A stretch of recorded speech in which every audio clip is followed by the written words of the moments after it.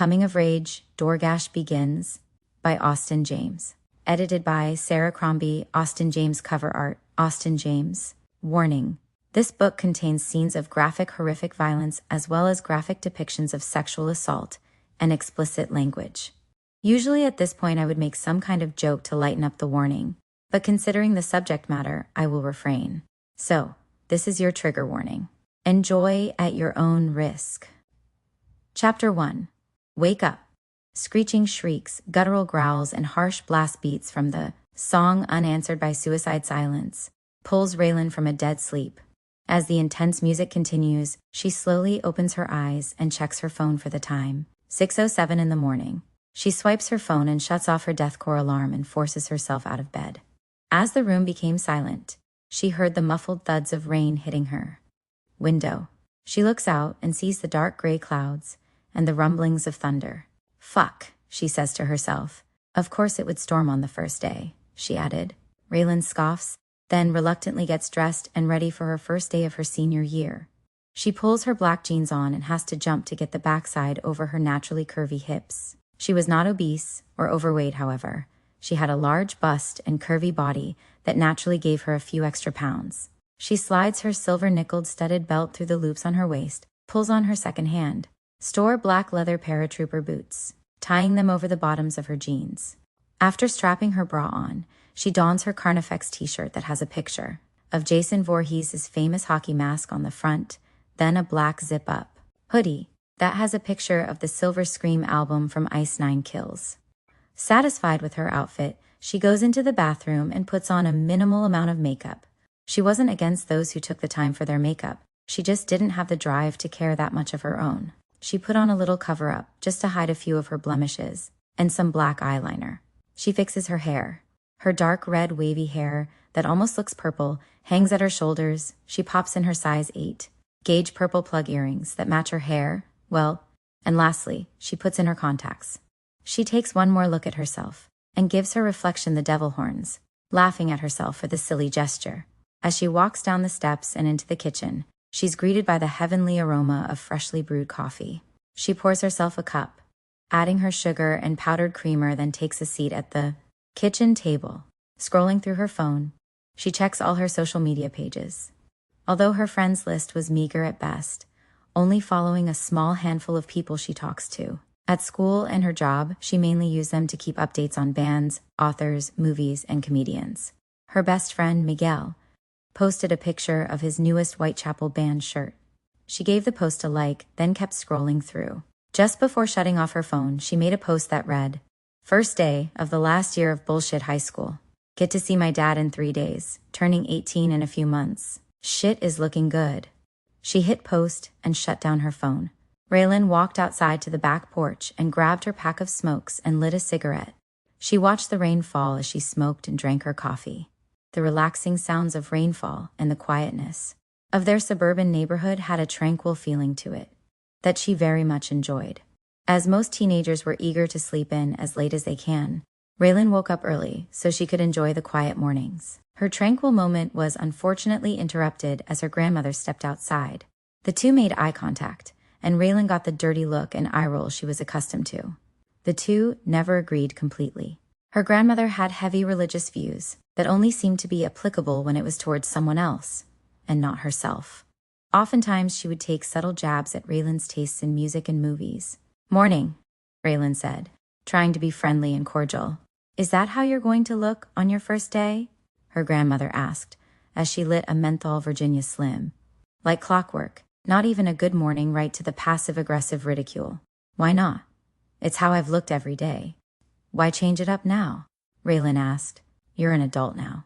You'd think you would have the wherewithal to stop with evil princess bullshit, especially on your last year of school." "Figured you would want to leave a good lasting impression," Grandma said. Raylan rolled her eyes and lit another cigarette. She took a sip from her coffee and mentally battled on whether to answer her grandmother of not. "Fuck it," she thought. "I'd like to think I've made a pretty fucking good impression. I don't miss school. I get good grades. What more could I do to impress them?" Raylan asked as she gave her grandmother a shit-grin smile. "First off, watch your mouth. Second, all that don't mean anything when you're in the principal's office every other day When you and Charlotte go at each other like clockwork, Grandma replied. Raylan's plan backfired, and now she was just annoyed. She looked at the time, and thankfully it was time to go. I got to go, she said, as she snuffed out her cigarette. She stood up and grabbed her bag and went to her car without another word. Her '95 green Buick Skylark was parked in the driveway, getting pelted by rain. The car was a piece of shit, but was the only thing Raylan could afford with a minimum wage job. As she got closer, she could see the water dripping inside the back seat from the rusted-out roof. As she got in, it smelled like it had been rained in all night, but that smell was common and no longer bothered her. The key slid into the ignition, and Raylan muttered small prayers that the car would turn on the first try. As she twisted the ignition, the car struggled. She tried again, pumping the gas pedal, but it still wouldn't turn over. Fuck, she shouted as she hit the steering wheel. She tried once again, and finally, the engine came to life. She let out a sigh of relief and calmed herself down. The car was loud and made odd noises. To drown out the impending doom of the vehicle, Raylan put in her earbuds and scrolled to her favorite deathcore playlist. Love Song by Chelsea Grin blared in her ears. The ride to school was short, but enough for her to get a few songs in and give her the final jolt she needed in the morning. She pulled into the student parking lot. As she looked for an opening, she smoked one more cigarette while eyeing all the other cars in the lot. Some of the cars made her feel envious. How a lot of the students' parents got them decent, nice, and dependable cars. Even some rich kids driving high-end muscle cars. Most of those vehicles belonged to the athletes. The irony was not lost on her. She found a spot closer to the back. She threw her cigarette out of the window, even though she was an adult. A student smoking on school property was highly against the rules. Raylan pulled her hoodie over her head and stepped out into the rain. The distance to the front door of the school wasn't far, but when your clothes are getting drenched, ones that you plan on wearing for the next 8 hours, the walk seems longer. Her, along with the other students, made it to the door and stepped into the social hell of the high school. Chapter 2. Back to School. Zarchi High School was divided into 2 wings. The south wing was for the freshmen and sophomores. The north wing was for the junior and senior classes. The halls were crowded with students excited to see their friends again, as well as conversating on the past summer's events. The smattering of loud chatter and the slamming of metal locker doors echoed throughout the school.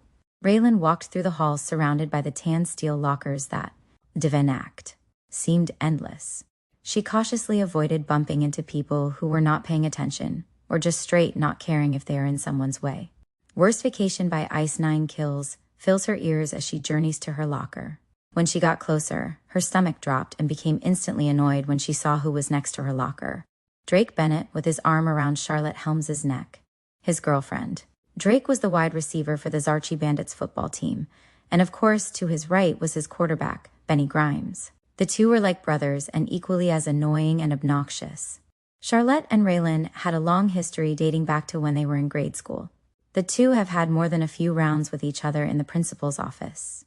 The Bennett family were huge socialites in their town. Drake's dad donated hundreds of thousands, if not millions, to various organizations throughout the community. He was friends with judges and senators as well, so his family was well connected, as well as Charlotte's family, which she never failed to remind people of. The two together were arguably the most talked about couple in the school. Raylan watched as Charlotte and Drake erupted in obnoxious laughter, to what she didn't know. Thankfully, her headphones kept out most of the noise. As soon as she made eye contact with the couple, their laughing faces quickly turned to disgusted scowls. It was like they were both Lex Luthor, and she was Superman. Raylan pulled her earbuds out and said, "Can you move, please?" The two looked at her in annoyance, like she had some nerve to talk to them. Charlotte then gave her a cocky smirk and just stared at her. Raylan took a deep breath. "Did you fucking hear me? Move, get the fuck out of the way, this is my locker." She spouted harshly. "Excuse me?" Charlotte replied, taken aback by the outburst. "No, that's usually what people say to others that are in their way, but since you only have half of a brain, I don't have high hopes that you knew that. So, please can you and the varsity Ken doll move?" Raylan said. Drake and Benny shot daggers at her as Charlotte stepped towards her. "Listen, you motherless cunt. Don't try to play tough because you wear scary dyke emo clothes," she sneered. Anger festered inside of Raylan. Before she lost control, she took another breath Do you remember what happened the last few times you and I got physical? You ended up with black eyes and a fat lip. I'm going to go out on a limb and say you probably don't want that look being this close to homecoming. How's my aim? Raylan asked, returning the smirk. Is there a problem here? They heard from one of the classrooms. Mr. Holden, the honors English teacher, stands in the doorway with his fit arms crossed, watching the crowd. No problem, Drake quickly answers. Good. Then how about getting out of Miss Butler's way and getting to your first period class, Mr. Holden says. The group turn their glares back at Raylan and move along. Charlotte narrowed her eyes at her and kept her posh attitude but walks away. Thank you, Raylan said to the teacher. Not a problem, he replied before dipping back into his room. Raylan spun the dial of her lock and placed her bag, phone, and earbuds on the top shelf of the locker. Miguel snuck up on her and knocks on the open locker door. Shit, Raylan said as she jumped. When she turned to see it was her best friend, her nerves quickly relaxed. Playfully, she smacked his arm. Fucking asshole. She laughs. Welcome back, he says in his Ecuadorian accent. Miguel had dark skin from his Hispanic heritage. He looked like a scrawny kid, but once his shirt was off, he was ripped like Jax from Sons of Anarchy. He wore skinny clothes that made him look smaller, but when push came to shove, people were shocked to see how strong the kid was. Yeah, I feel really welcomed, Raylan replied to him. Miguel let out a huff. What happened? He asked. The same bullshit it has always been with Drake and Charlotte. They walk around like they own the fucking place, then act shocked when someone tells them to get the fuck out of the way, she replied. In record time, too. 5 minutes into the school year and already they start shit, she added. They began walking down the hall. To their dismay, they didn't have any classes together. However, they did have the same lunch period, so they had that to look forward to. Fuck 'em, Miguel said. Think about it. In 9 short months, you'll never have to see them again. You could act like they never existed, he jokes with her. Oh, how I envy the future, she joked back. The two went their separate ways to their classes. Raylan was happy that her first period class was world history. History and English had always been her best subjects. Plus, she couldn't imagine having to do overly complicated equations at 8:30 in the morning. Punctuality was important to her, so she got to her class a minute before the bell rang. She took her seat in the front row. The front row was her favorite. She found it easier to pay attention when the teacher is directly in front of her. She watched as other students filed in, taking note of who was all in her class. She knew most of them, not friends by any means, but never had an issue with them. However, her stomach dropped when she saw Benny walk into the classroom. Fuck my life, she thought to herself. Right behind him walked Ken Green, a heavier-set football player. Despite her feelings towards Drake and Benny, she had had a few pleasant exchanges with Ken. He was different than the rest. He acted like he was raised with manners and respect. Benny shot her his cocky smile and laughed when he saw her, but Ken just gave a genuine hello nod to her. She feared Ken was trying to get closer to the others, in hope of being a starter on the team.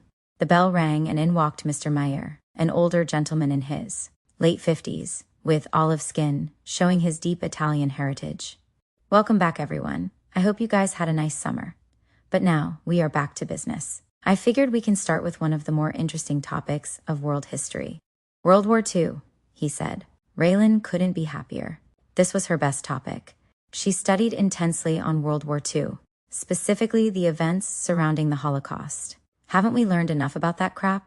I mean, we talk about it every year, Benny blurted out. Raylan was annoyed by the ignorance, but saw the teacher didn't even acknowledge the comment. He just moved on to the beginning of his lesson. Chapter 3. Last Goodbye. Donald Butler stood in his dress blues Marine uniform. The insignia on his arm displayed he was E7 Gunny Sergeant. The rest of his crew gathered around to say their goodbyes. It's been a pleasure serving with you, Gunny, one man said to him as he shook his hand. Walking through the middle of the small group, a large burly man stepped to Donald. Master Gunny Sergeant Phil Meadows. I won't lie, Gunny. I'm sad to see you go. You were our best cyber warfare specialist. What the fuck am I going to do without you? He said as he grabbed Donald's shoulder. I learned and worked with the best. You'll find someone, I'm sure, Donald replied. Donald Butler was a cyber warfare specialist. He started his career in the infantry, but felt his knowledge of computers and ability to hack with ease would be more beneficial to the Marine Corps. With a lot of demanding work, he became one of the best. No enemy was too much for him. He was always able to break into their systems and locate enemy personnel. But now it was time to retire. Philip walked with Donald until they reached the parking lot of the base, exchanging memories and final goodbyes. "You sure there's nothing I can do to convince you to stay?" Philip asked with a wide grin smile that looked menacing with his hulking physique. "Sorry, brother, but nothing can make me stay. I lost a lot of time with my daughter. And since her mom took off, it's time for me to go home and be with my kid," Donald said. "I understand. You need anything, you don't hesitate to call me," Philip said.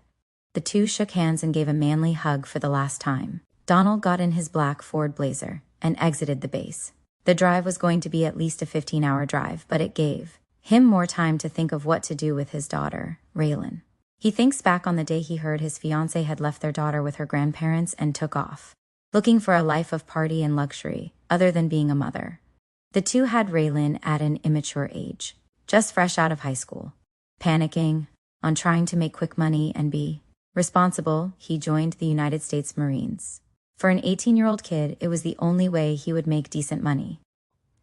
After his first re-enlistment, his fiancée, Carrie, grew furious and dropped her responsibilities. That was 10 years ago. The bad trip down memory lane angered Donald. His hand visibly shook on the wheel. Quickly, he turned his thoughts to more positive things. He focused that, in 2 short days that will feel like a lifetime, he will be reunited with his baby girl. And just like that, he was smiling and optimistic. Chapter 4. BMF. The final bell rang, ending the first school day. Quickly, Raylan rushed through the crowd to get to her locker. Just like how it was in the morning, Drake and his group were by her locker. But at least this time they weren't blocking her. She tried to ignore them, but she could feel their eyes staring holes into her. With haste, she shoved her new textbooks into her bag and pulled her phone out and put her earbuds back into her ears. The aggressive loud music would help tremendously, as she didn't want another interaction with them. As she tried to leave, Benny stood in front of her, blocking her from moving. When she tried to step to the side, he would move with her. Jesus fucking Christ, really? Are we going to do this shit every single time? Raylan snapped. "Why don't you like us?" Drake asked from behind her. He gave his cocky grin. "I don't have time for this. Just leave me the fuck alone," she said. "Oh, come on. Let's bury the hatchet and be friends," Benny said smugly. "No thanks," she sarcastically replied. She tried to go around again, and he stayed in front of her. "Come on. Someone like you could reap some serious benefits in being with us," Benny said as he looked her up and down, like a dog in heat. "Why don't you assholes just back off?" she hears Miguel say as he approaches them. They all look his way, surprised by his appearance. "Oh, looky here.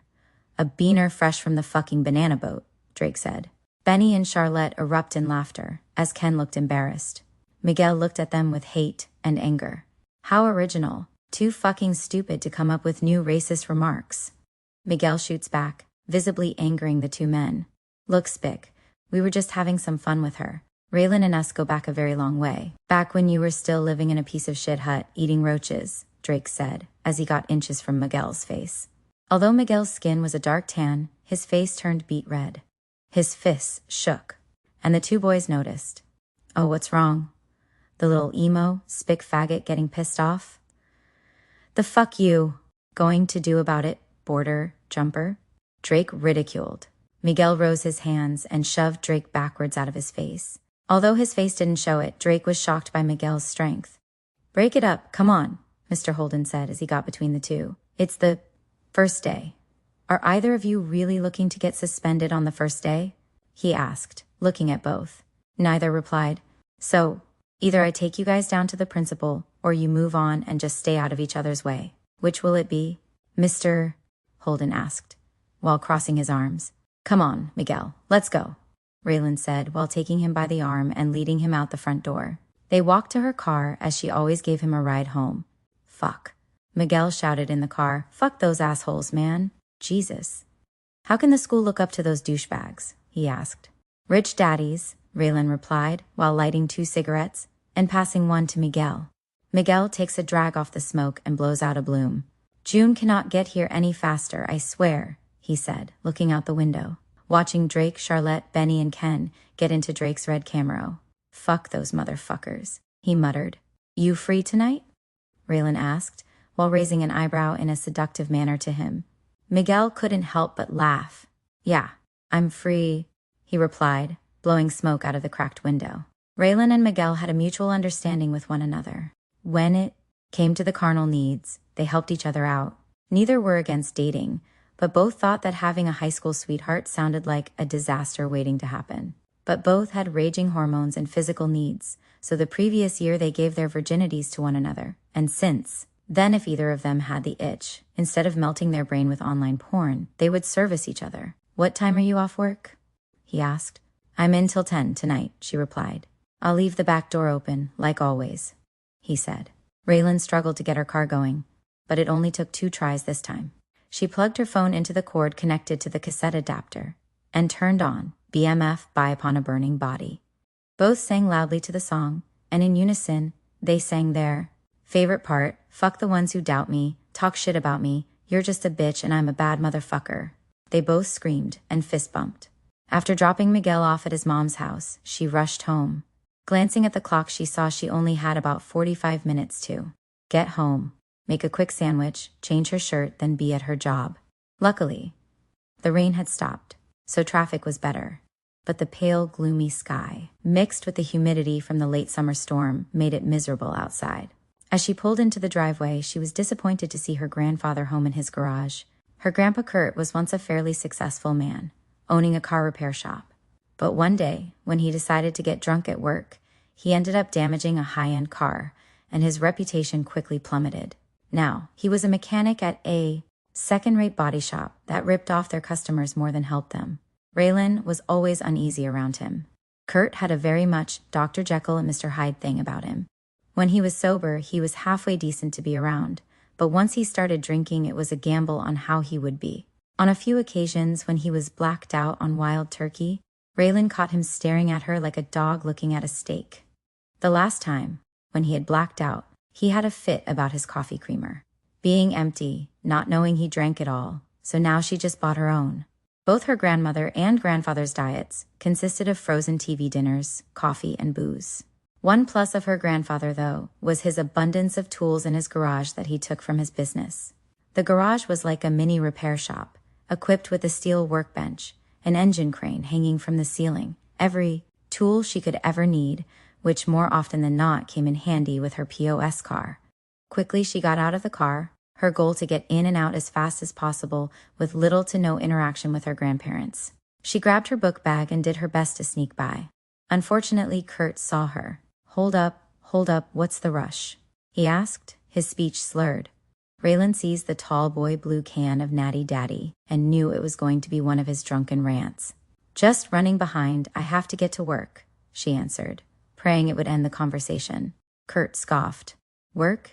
That bullshit place in the mall all the fags go to? He said with a condescending laugh. Raylan bit her tongue.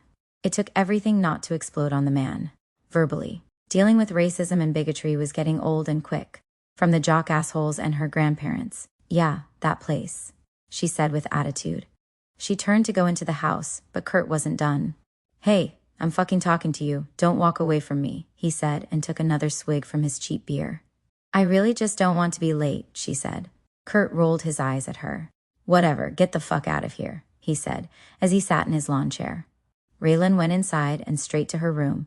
She changed out her shirt for a Texas Chainsaw Massacre shirt, tied her hair back into a ponytail, and wrapped a black and purple bandana around her head like a beret. Wanting to just get out as fast as possible, she skipped the sandwich and just marched to her car.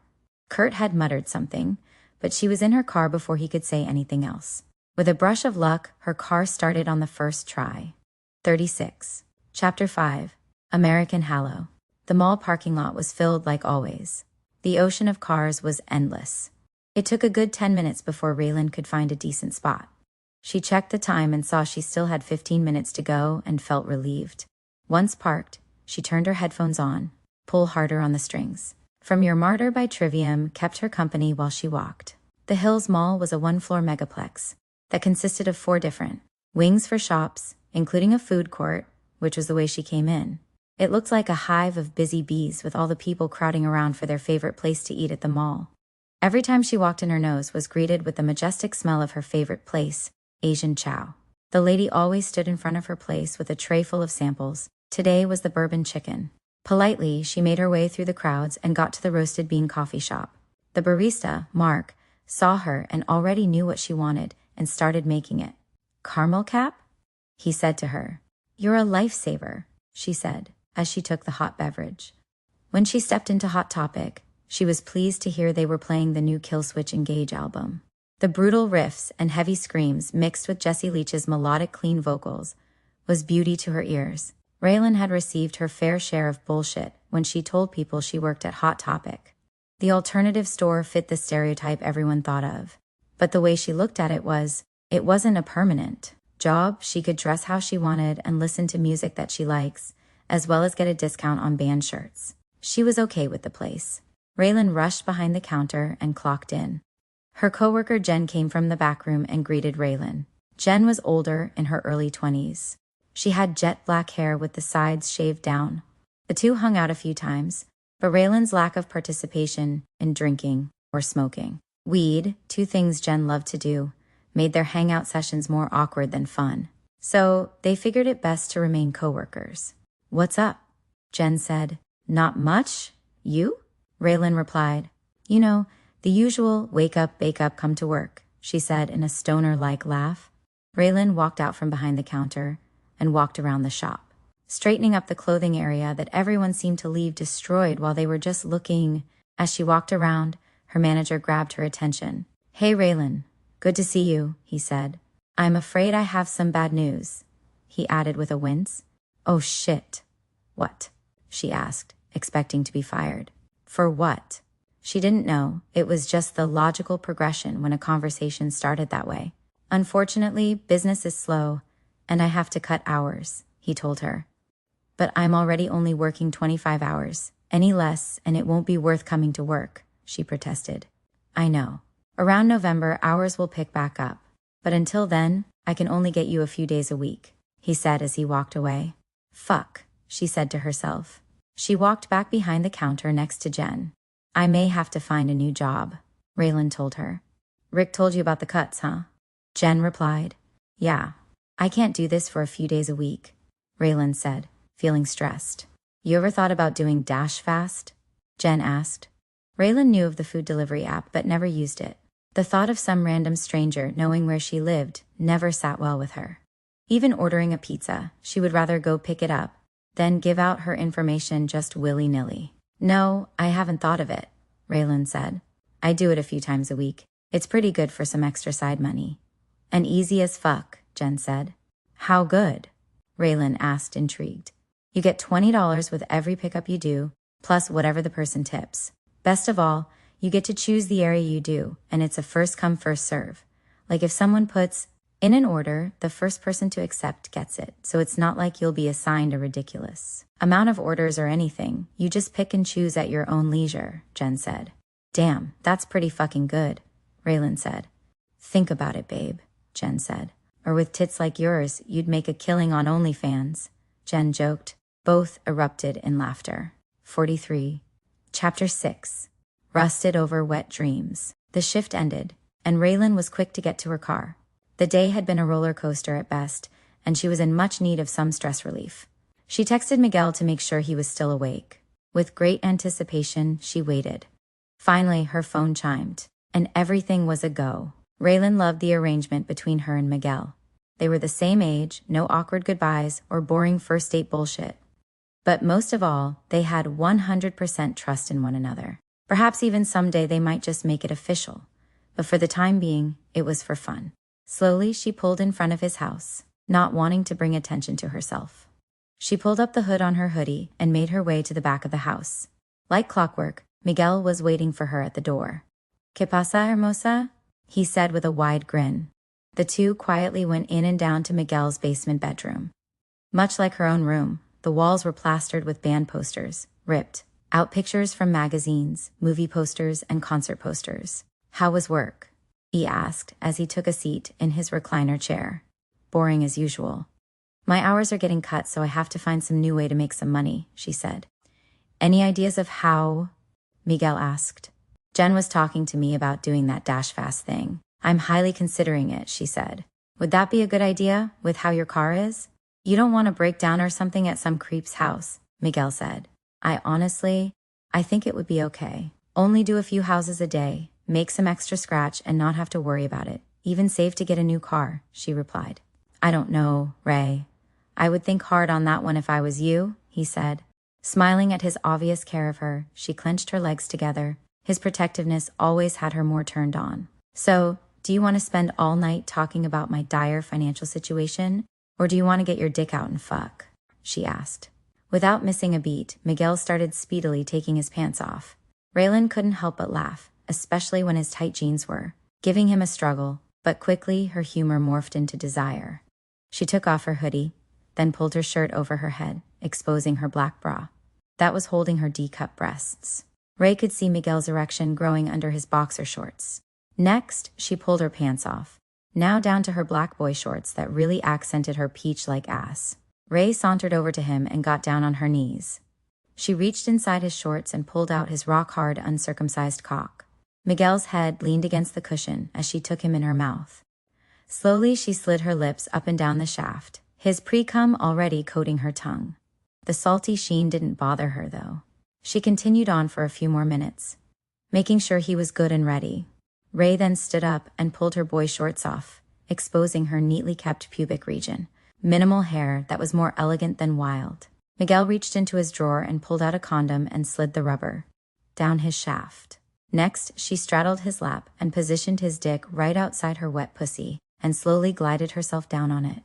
The feeling of her being filled sent shivers through her body. Slowly and methodically, she began riding him. Miguel reached behind her and unfastened her bra. Her heavy breasts fell from the garment, and quickly he took her nipple into his mouth. Shockwaves ran through her chest as he sucked the hard bump. The mixing feelings of her riding with his mouth brought her close to the climax she was needing. Faster, she writhed on him, her juices raining down on his shaft and balls, leaving a wet stain on the fabric of the chair. Faster and faster. She moved, doing her best to keep quiet, but it was becoming increasingly harder the closer she got. Feeling the waves of sensation course through her body, she brought Miguel's hand to her mouth, knowing she was going to be loud. Against his palm, she moaned and quaked in pleasure. Her breathing was heavy, and she slowed her rhythm down. Once the orgasm had subsided, she got off his lap and walked to his bed. She got on her elbows and knees, putting her ass in the air. The glistening folds of her pussy was like an invitation to Miguel. Just for extra spice, she reached between her legs and rubbed herself, just to egg him on. Miguel roughly grabbed her by the hips and shoved his cock deep in her. The rush of pleasure built back up again in Ray's body. With a bit more aggression, he plunged into her. Over and over, his hips smacked against her soft, round ass. She pushed up to her hands and arched her back. Miguel reached over and grabbed her breasts as he continued. Feeling his cock swell in her, knowing he's close, made her throw her head back and moan in intense pleasure. His speed like a jackhammer now, he pushed and pushed, then finally let out a breath and sigh as he climaxed, hard. Ray fell to her stomach on the bed, out of breath and more than satisfied. Miguel fell next to her. Both gave each other a playful smile. On some occasions, after their lovemaking, she slept at his house. But tonight wasn't going to be one of those nights, unfortunately. I needed that, she said to him. Me too, Miguel answered. Both got up and got dressed. She gave him a big hug and kiss on the cheek. Truth be told, she did have real love for him. It just wasn't the right time to focus on it. It was never a right time. She told herself once out of high school and has her life going, she hoped. The two could move on, but that was a conversation for another time. They said their goodbyes, and Ray rushed to her car, 3 times to get the engine going. The ride home was quiet, except the various noises her car made.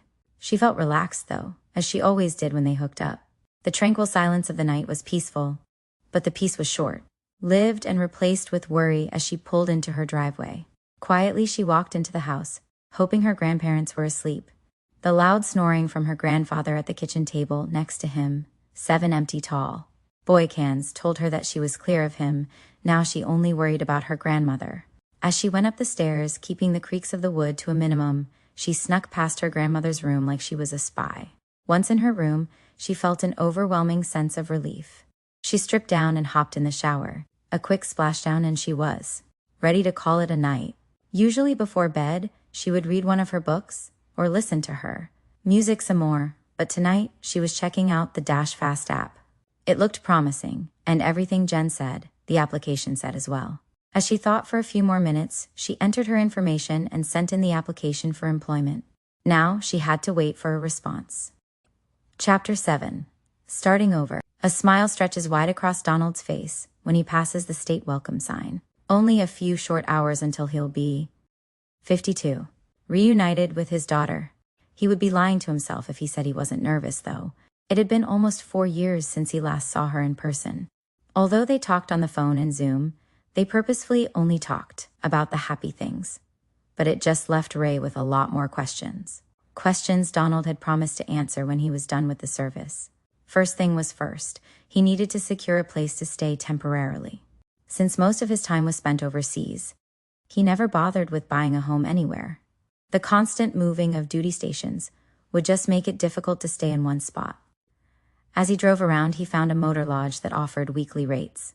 He knew it wouldn't be cheap, but it beat the shit out of paying insane money for a posh hotel or cheap out and getting a shady by the hour motel. He got his room key, and just around the corner was his room. He grabbed his large green sea bag and brown and tan digital backpack stuffed to the brim and a garment bag. Inside the room was just what he needed. A king-size bed, TV with cable, a small kitchen, and a bathroom. It was like a loft apartment, which was fine for him. It wasn't in a desert or anything, so he can't complain. After showering, shaving, and getting dressed, he felt anxious and excited for his reunion. Like a teenager waiting for a text back, he constantly checked his phone for the time. Only an hour to go. Sitting and waiting for the time to pass was proving daunting, but it gave him time to think and reflect. He had missed so much with his baby girl and felt awful about it, but it was a new beginning. His plan was to eventually get a house and have his daughter live there while she was off to college. A conversation they had not had yet, but Donald was hopeful that she would agree. Chapter 8. Fucking hostile. Iron clanging echoed in the weight room of the high school. The football team all getting a hard workout in. Drake, however, is in the bathroom stall. He listens carefully if anyone was coming in double. 55. Checked. With the coast clear, he pulls a syringe from a small bag. He rips the wrapper and holds the needle in his teeth. Next, he pulls out a small bottle with a name he couldn't hope to pronounce, but in layman's terms, it was anabolic steroids. He pulled the cap and shoved the needle into the top of the jar and pulled the plunger up. Then he pulled down the back of his pants and shoved the injection into his right butt cheek. Quickly, he disposes of the evidence and puts the supplements back in his gym bag, and joining Benny at the free weights. "That's it, motherfucker," Drake yelled as he watched Benny curl the 55-pound dumbbells. Drake then got under a bench, 2 45-pound plates on each side. With great strength, he benches the weight 20 times. After re-racking the bar, he sees Ken taking a water break. "Ken, the fuck you stop for?"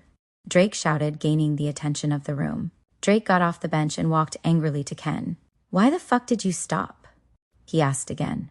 "I just needed to get some water," Ken replied nervously. Drake gets inches from Ken's face. "Get your fat fucking Twinkie ass on that goddamn treadmill or I'm shoving this fucking water bottle up your ass, you understand me? You're an embarrassment enough. The least you could fucking do is try to make us look good. I know that's a tall order for you, but I don't give a fuck," Drake said. "Now get on the fucking treadmill. Pretend you're chasing a Happy Meal or something," Drake said. Drake rejoins Benny and the two high-five. "How the fuck did that doughboy get on the fucking team?" Drake asked as he sat down with 2 60-pound dumbbells. "Coach owed his dad a favor or some shit," Benny replied. "One thing's for sure, his whopper ass isn't touching that fucking field Friday," Drake said. After the workout, Drake showered and dressed in his jeans, tan work boots, a green "Football is Life" t-shirt, and a backwards flat-billed gold and black Steelers hat. When he got outside, like usual, Charlotte was waiting for him by his car. "Let's go," he said dismissively to her. The two drove to their favorite secluded area, a typical spot in the woods. The two were heavily making out when Drake aggressively squeezed her perky breasts.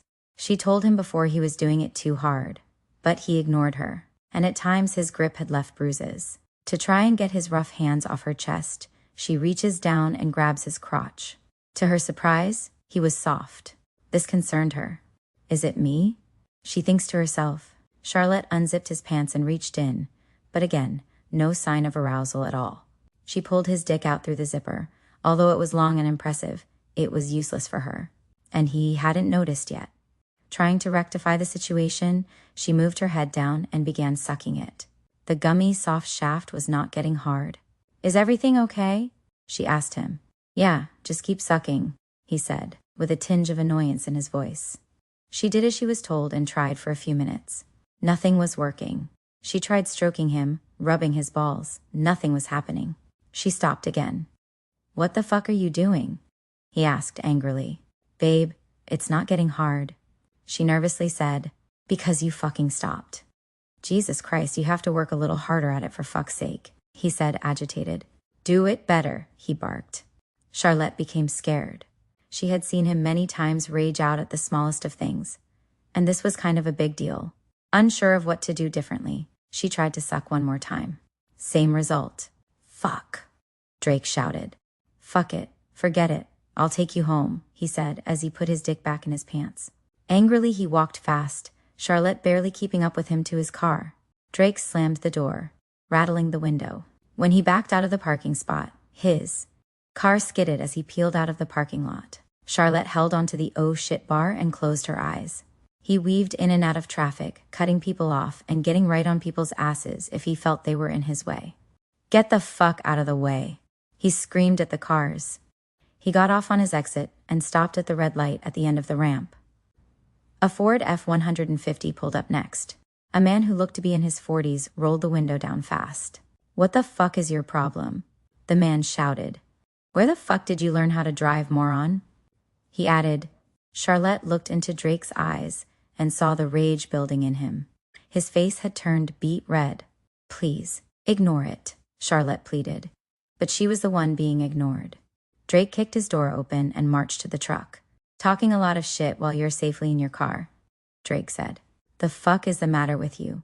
Back up, or I'm calling. The man was cut off. Drake grabbed him by the shirt through the window and landed 2 hard blows into the side of the man's head.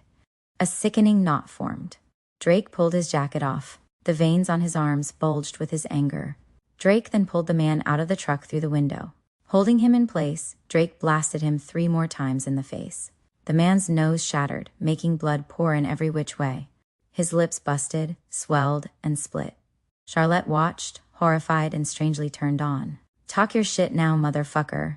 Drake screamed as he continued to hit him. You got awfully quiet, bitch. He taunted. Breathing heavily, he finally stopped his attack. The man laid against his truck, hardly conscious. Knots and blood engulfed his face. Drake kneeled and grabbed the man's collar. Call the fucking cops. I dare you, motherfucker. My dad will have your house, and I will fuck your whore wife in front of you and will laugh about it, so call them, asshole, Drake said, drool frothing in the corners of his mouth. He stood and looked down on the guy. Have a good day, Drake said. Before he walked away, he stomped on the man's stomach, then got back in his car. He looked down and saw his cock was hard and ready. He looked at Charlotte, and she saw it too. She was scared shitless, but watching her man act like that and be the alpha made her panties soaked. Let's get home, she said as she grabbed his cock. Chapter 9. Break the Cycle. Raylan watched through the window with enormous anticipation. Jen was cool enough to cover her shift, and now all she had to do was wait. Every car that drove down the street she watched, in hope it was his blazer. Unable to hold back her excitement, she needed a smoke. As she stepped out onto the patio, she was disappointed to see her grandmother. Out there, a bottle of vodka on the side table and a full ashtray. Daddy's not here yet, huh? Her grandma said antagonistically.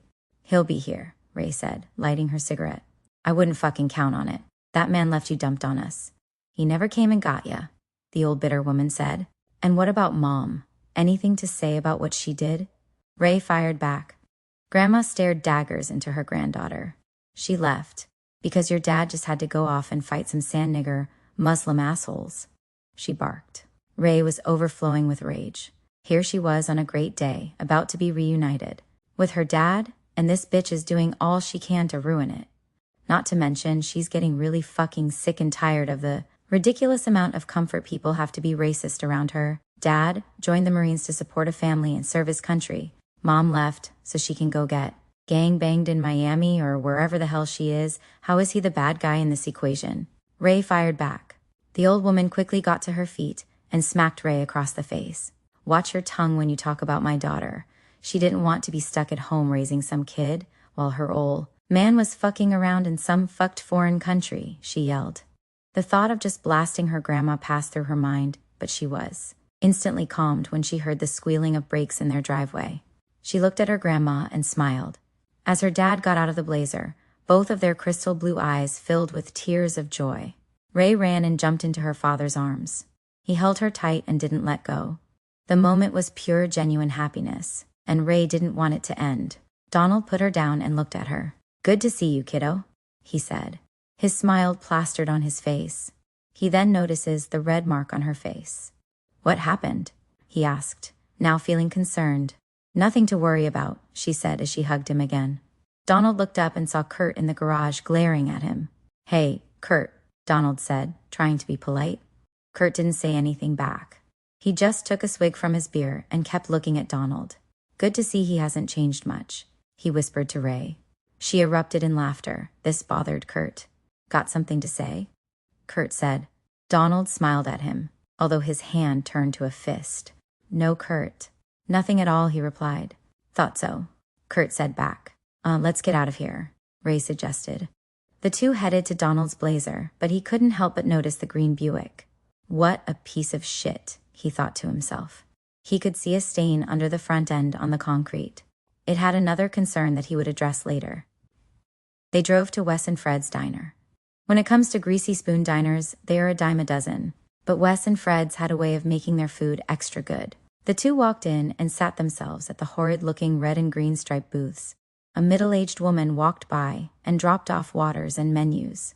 The menus were sticky with sanitizer, so Donald just put it down, as well as Ray. They already knew what they wanted: a mushroom and onion Swiss burger with bacon, Cajun seasoned fries, Coke, and a peanut butter milkshake. The woman took their order, and finally they had a moment to themselves to relax. So, how's the first week of senior year going? Donald asked, trying to spark the conversation. Not bad. Got some great teachers. Mr. Mayer is my history teacher, which is first period, so major win there. My honors. English class is interesting. Mr. Holden. He takes literature and adds modern twists to the homework. Like he wants us to make a soundtrack to Bram Stoker's Dracula novel. Isn't that fucking cool? She asked excitedly. Definitely. With our kind of music, that should be an easy A, he joked. Drake Bennett and his cunt girlfriend are still giving me shit though, she said. Jesus. Fucking Bennetts. They have always been assholes. Even when we were kids. You know, he had a thing for your mom as well. Man, was he pissed when she chose the leather jacket guy with the Metallica shirt. And a Trans Am over his deep pocket having ass, he joked. Both laughed. They ate their food and enjoyed each other's company. Donald told some stories of him and his Marine buddies. Stories of some of the countries he visited, eventually. A silence came upon them. Donald cleared his throat, wanted to take the time to clear some things up. I know I owe you a few explanations on some things, and I would like to get them out of the way, if that's okay? He asked. She nodded in agreement. I'm sorry. You had to live with your grandparents. I know what nightmares they can be, but I didn't want you to have to constantly start over every time I had to switch duty stations. I figured one sturdy place where you could make some friends would have been better for you. And I know how tough and strong you are, so I knew you could handle the bullshit your grandparents spew, he said. I missed a lot with you, sweetie. First steps, first words, birthdays, driving, your sweet 16th birthday, and I'm sorry. But I'm home now, and I want to be there for you, for everything moving on. Once I get a house secured, I want you to come stay with me while you're at college, he said. Raylan's eyes watered. I would love that, Dad, she said. Now it was Donald's turn to cry.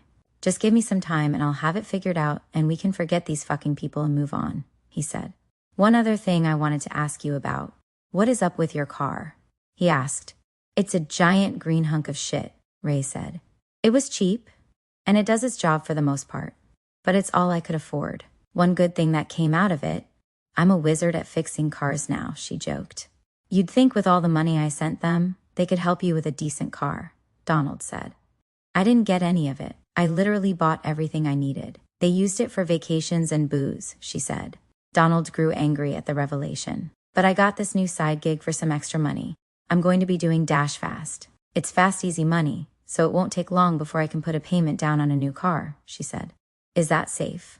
Why don't you just let me help you with a car? He asked. No. She said a little harder than intended. I can do this on my own. I want to do this on my own. I work hard for everything I have. This is nothing different, she said. He was impressed with her self-reliance. Fine. Just do me a favor. Every time you go to make a delivery, text me where you are. Just in case something happens and I need to come pull you out, he asked. I can do that, she replied. Chapter 10, Lost in the Static. Ray's first night on the job started off on a bad note. As soon as she pulled into the dingy trailer park, she knew it was going to be a rough one. First off, they all looked the same, and most of the lot numbers were missing. Around the fourth time around the park, she finally stopped and called the customer. Otis was his name and was a very rude man. Instant annoyance in his voice, like it was common knowledge to know where he lived. Once she spotted the Confederate flag in his yard, on a wild guess, she figured this was his home. Quickly, she ran to the front door, not wanting to have an in-person interaction with the asshole. To her dismay, as she about faced to leave, the screen door swung open. Hold up, sweet cheeks, he said to her. Ray rolled her eyes and turned to face him. He fit every bit of the stereotype. Dirty, wife-beater tank top that looked a size too small, with holes and snags. A blonde. Mustache that looked discolored in the middle, and wiry curly hair that looked like it had never seen a brush. Pushing his appearance aside, she asked, Everything okay, sir? Trying to be professional. Well, that all depends, he said as he opened the plastic bag and inspected his extra-large steak burrito. It's kind of cold. That's not a good way to get a good tip, he said, his words meaning something else. Don't even worry about a tip, Ray says, feeling disgusted by the man's subtext. She turned and got back in her car. When she looked back, he was still looking at her, with a predator's smirk. Fuck, she said as she pulled out of the trailer park. The next 3 stops went on without any problems. One elderly woman who had ordered from a local family restaurant, a young family with 2 toddlers, had ordered Happy Meals. The third was a single man, very handsome, who had an order of wings. The tips were meager, but the people were pleasant, so it didn't bother her. When she got back in her car, it made a sputtering noise, which made her stomach drop, but thankfully the car was still functioning. She looked on the app and saw there was an order placed 10 minutes ago, but no one had claimed it. Usually drivers jump at any given drop, but this one was stagnant for some reason. The name read S. Thompson. She pushed the en route icon on the app and went to the burger joint to pick up the food. When she walked in and showed the person at the counter the order, the young lady gave her a worried look. She handed Ray the bag of food and said, Good luck with that one. Ray became nervous. 15 minutes later, she pulled up the correct address, a 2-story home that looked like it had seen better days. As she approached the front door, she could hear whoever was inside arguing. Obscenities and racial slurs were being thrown around at a loud and rapid pace. Nervously, she rang the doorbell. The man stomped to the front door and opened it so hard it sounded like the hinges were going to break. Jesus Christ, about fucking time. What the fuck took so long? The man asked. He was a short guy, bald, glasses, and a cigarette hanging out of his mouth. He eyeballed her up and down and gave her a condescending look. Did you have to stop off at Hot Topic or some shit? Fuck, how many of you fucking freaks are out in the fucking world, he said. Ray grew furious and just handed him the bag. He snatched it from her, and at this point she didn't want a fucking tip. She just wanted to leave. He looked in the bag, then looked back at her. The fuck you waiting on? Get the fuck out of here, he said as he slammed the door. Fuck you, she shouted and ran back to her car. She had never been so angry before, not even at Drake or Charlotte. This was a new low for a person. Fuck this guy, fuck. She shouted some more. She scrolled her phone and went to her dad's contact. I'm coming by, she said.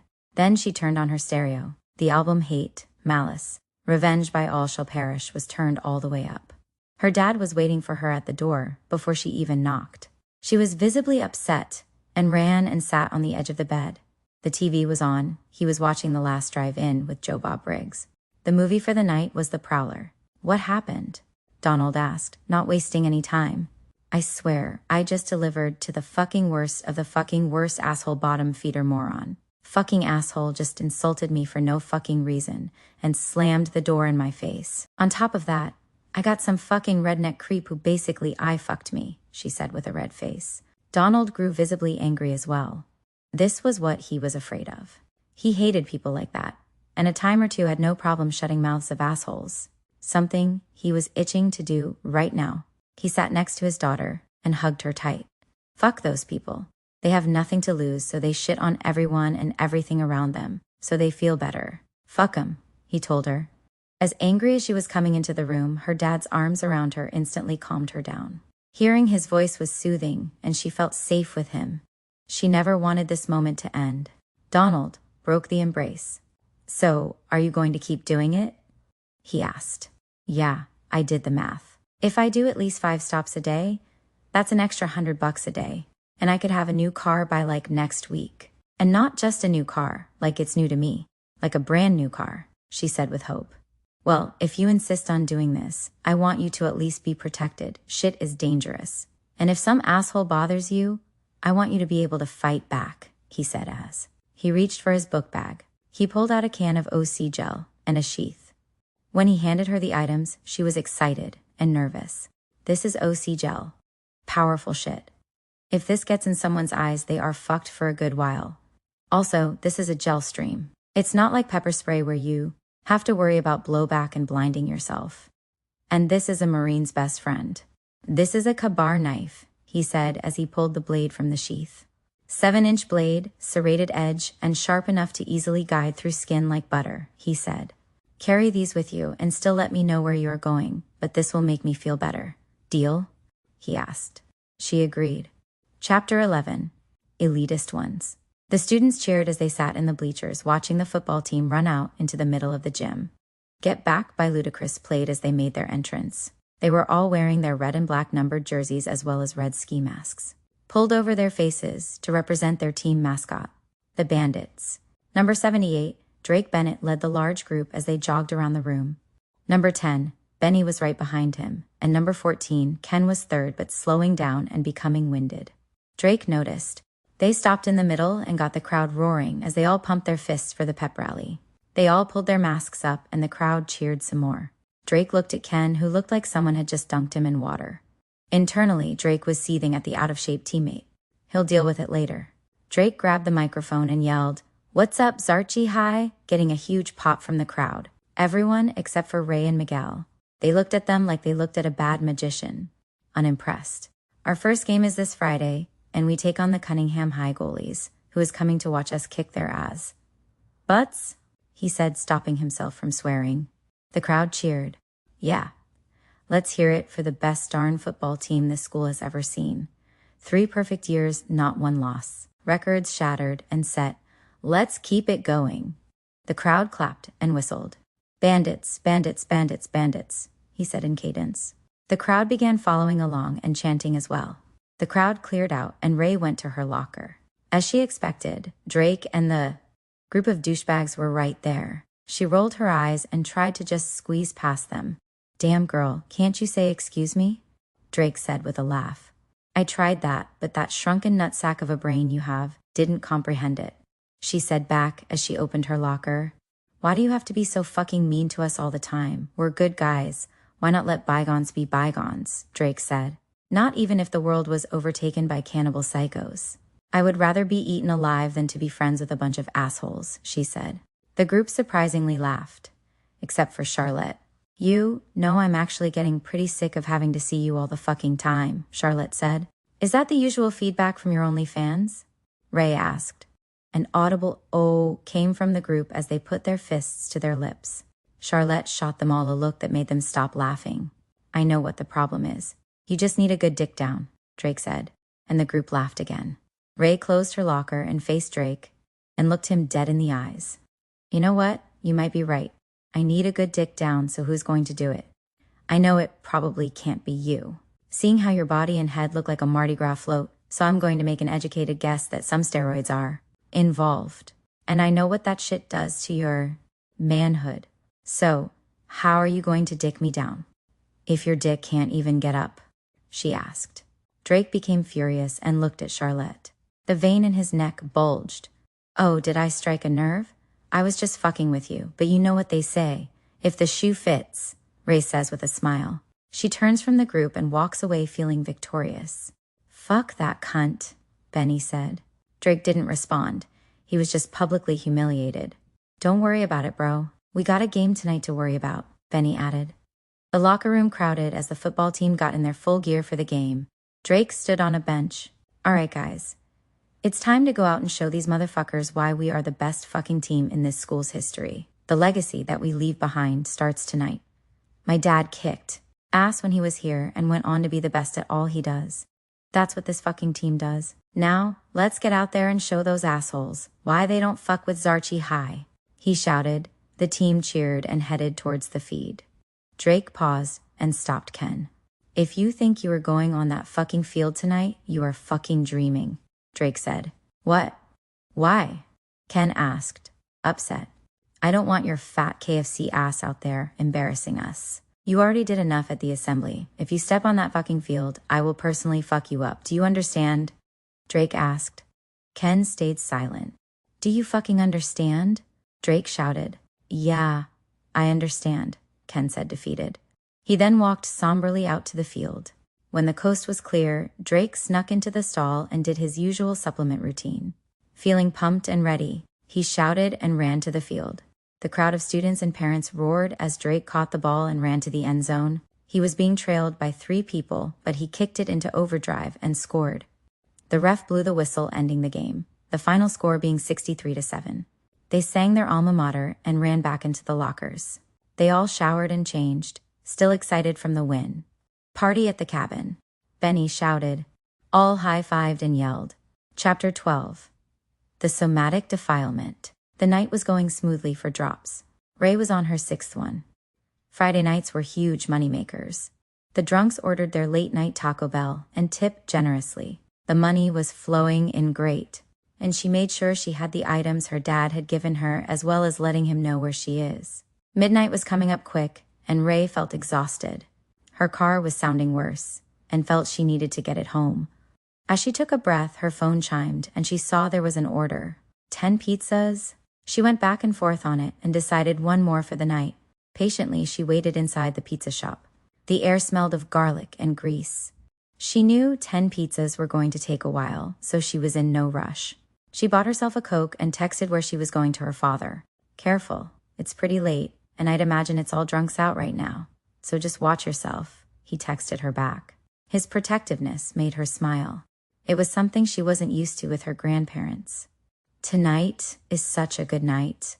She thought about texting Miguel for a late-night rendezvous.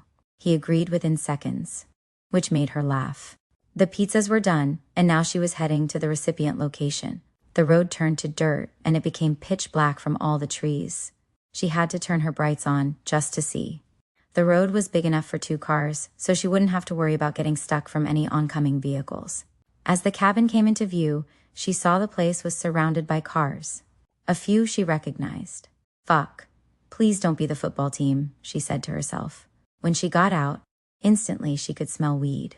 The music was loud and bass heavy, and she had a sinking feeling in her stomach. Sucking it up and wanting to be out as quickly as possible, she rushed to the door. All 10 pizzas in her arms. She rang the bell, and the door swung open. Fuck, she thought as Benny appeared. He smiled a creepy smile at her. Freak bitch is here, he shouted. Drake, with his ski mask on, saw her and smirked. You're delivering pizzas? Geez, you are a fucking loser, aren't you? Drake drunkenly said to the laughter of those around him.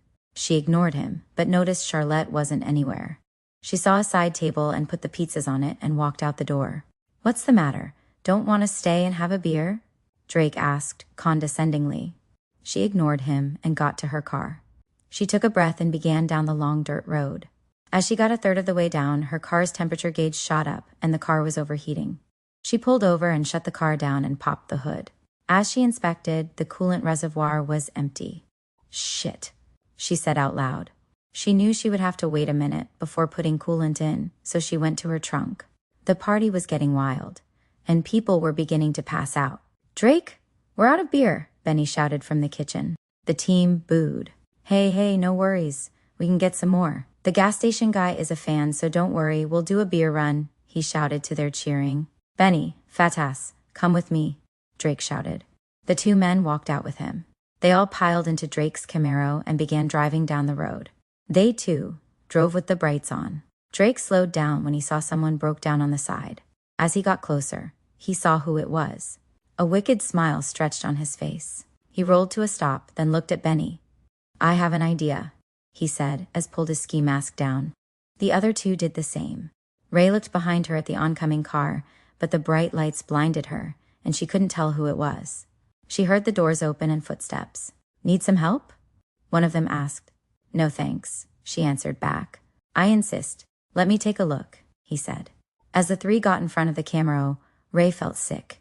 She felt for her OC spray, but it was in the car, along with the knife. Shit, she thought. She looked in her trunk.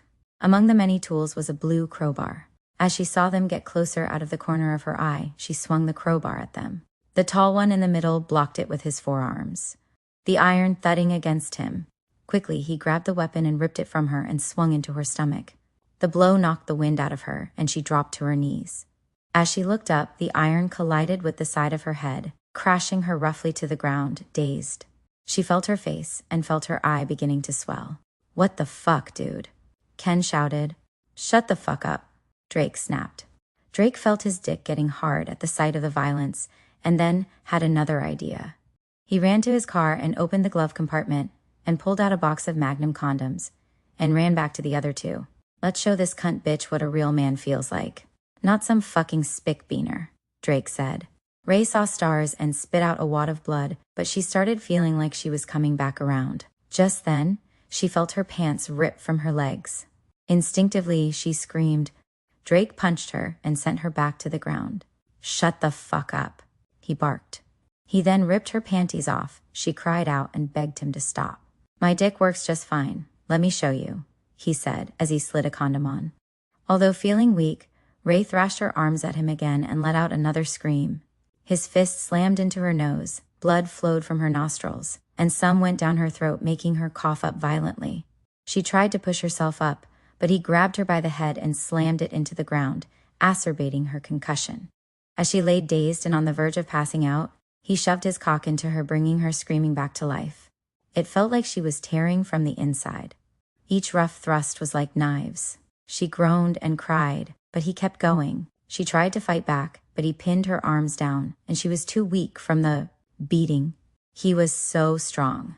His grunts assaulted her nose, the smell of cheap beer on his breath. Tears flowed from her eyes, and she still pleaded. He thrusted faster and harder, then groaned loudly as he came. He stood up from her, then looked at the other two. Who's next? He asked. Without hesitation, Benny stepped up and took a rubber. He slid it on, then rolled her to her stomach. He smacked her bare bottom hard over and over. It began to bruise. He then pulled her hips up, then tightly grabbed a fistful of hair and thrust it into her. His dick was much thicker, and it stretched her even more. Blood began leaking from her vagina as he roughly pounded her. He then slammed her face first into the dirt. She was barely able to breathe. Every breath was inhaled with dirt, dust, tears, and blood.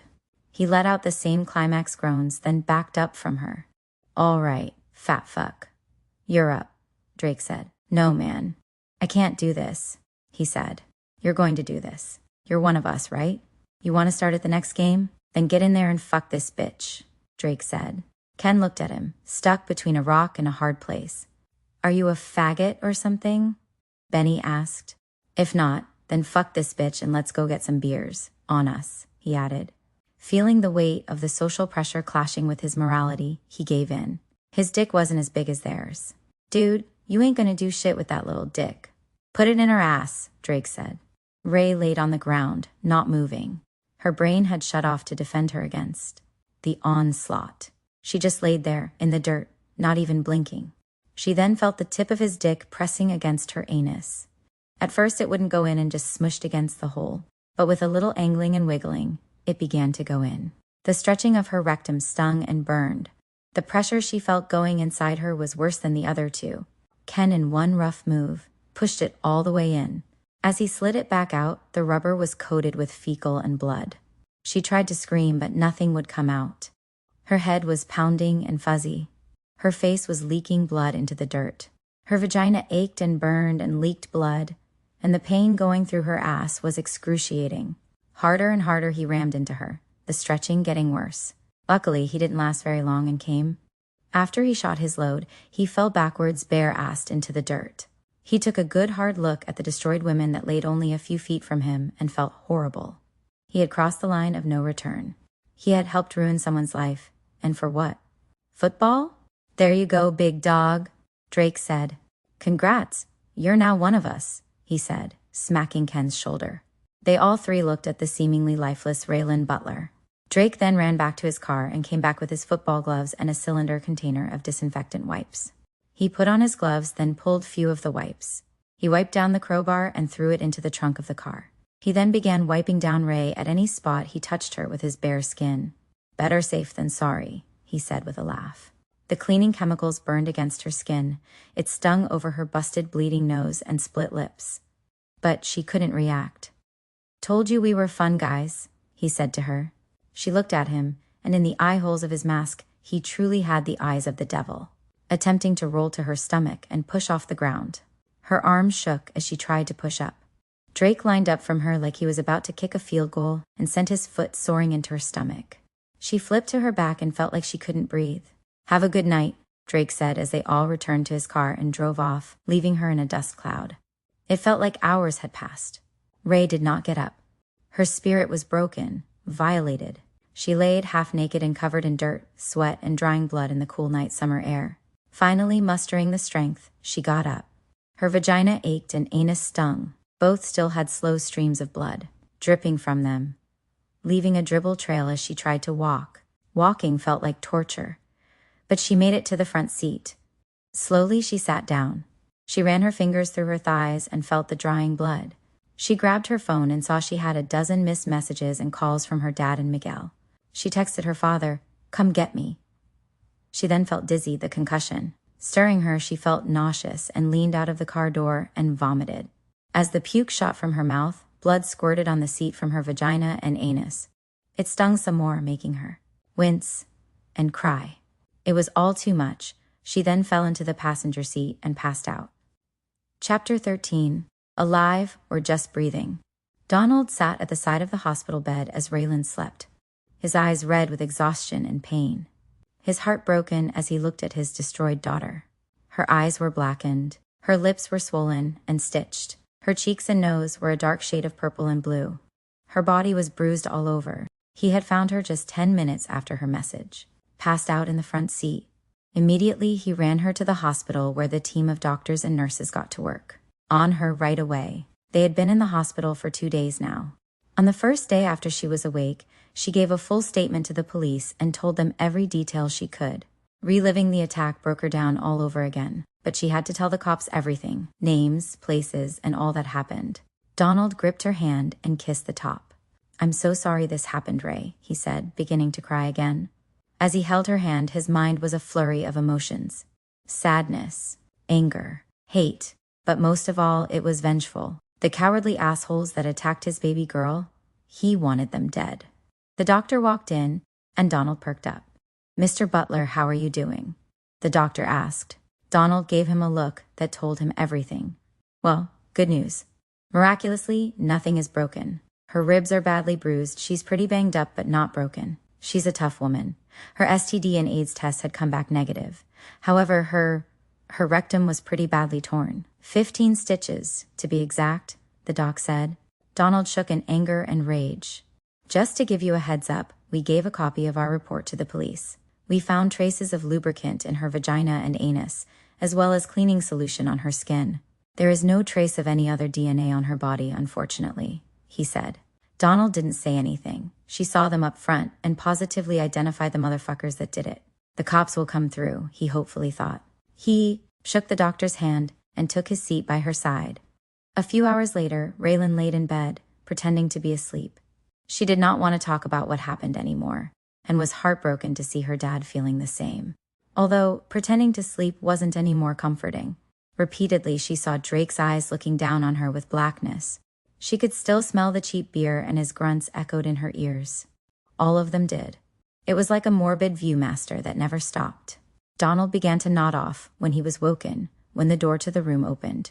In walked Detective Charnas, a man with salt and pepper, brushed back hair, and clean-shaven. Looked like he was in his late 40s. "Mr. Butler, I'm Detective Charnas. I was assigned to your daughter's case," he said, extending his hand. Good. Good. "How's it looking?" Donald asked, unsure of how to ask the question. "Unfortunately, sir, we have kind of hit a wall. We picked up the Bennett boy a day ago, and he had an alibi.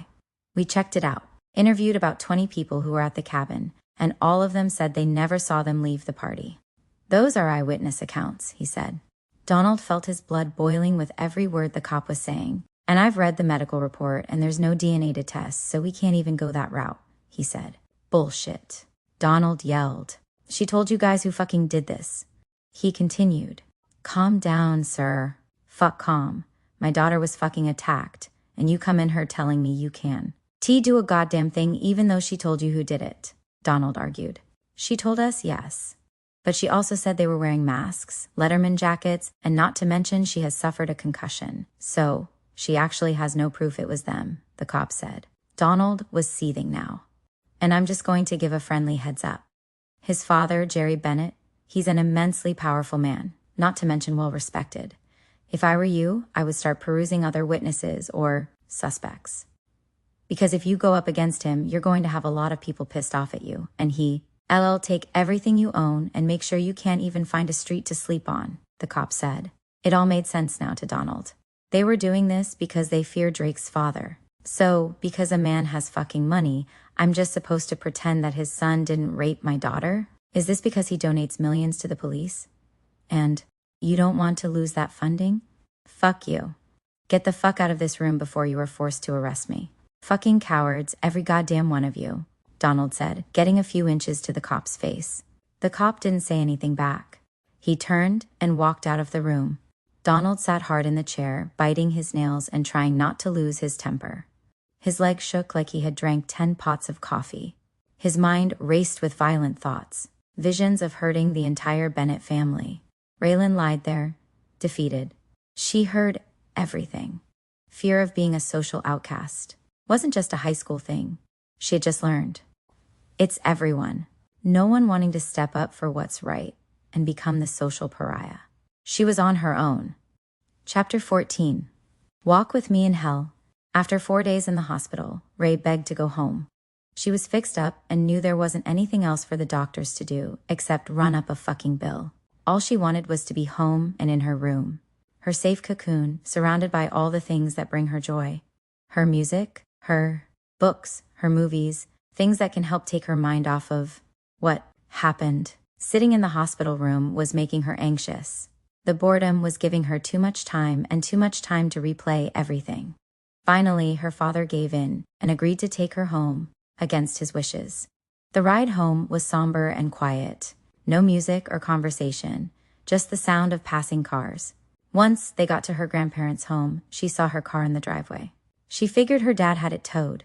Seeing the hunk of shit that was the catalyst for everything that happened, she felt unrelenting hate for the vehicle. She would have rather her father have it destroyed. Donald helped her walk to the front door. Walking was still painful, and each step sent shockwaves of stinging pain through her body. Only 3 steps lead to the front door, but it was like trying to climb a mountain. Her legs wobbled, but she gritted her teeth and made it up. They came through the door and were greeted by the disapproving faces of her grandparents.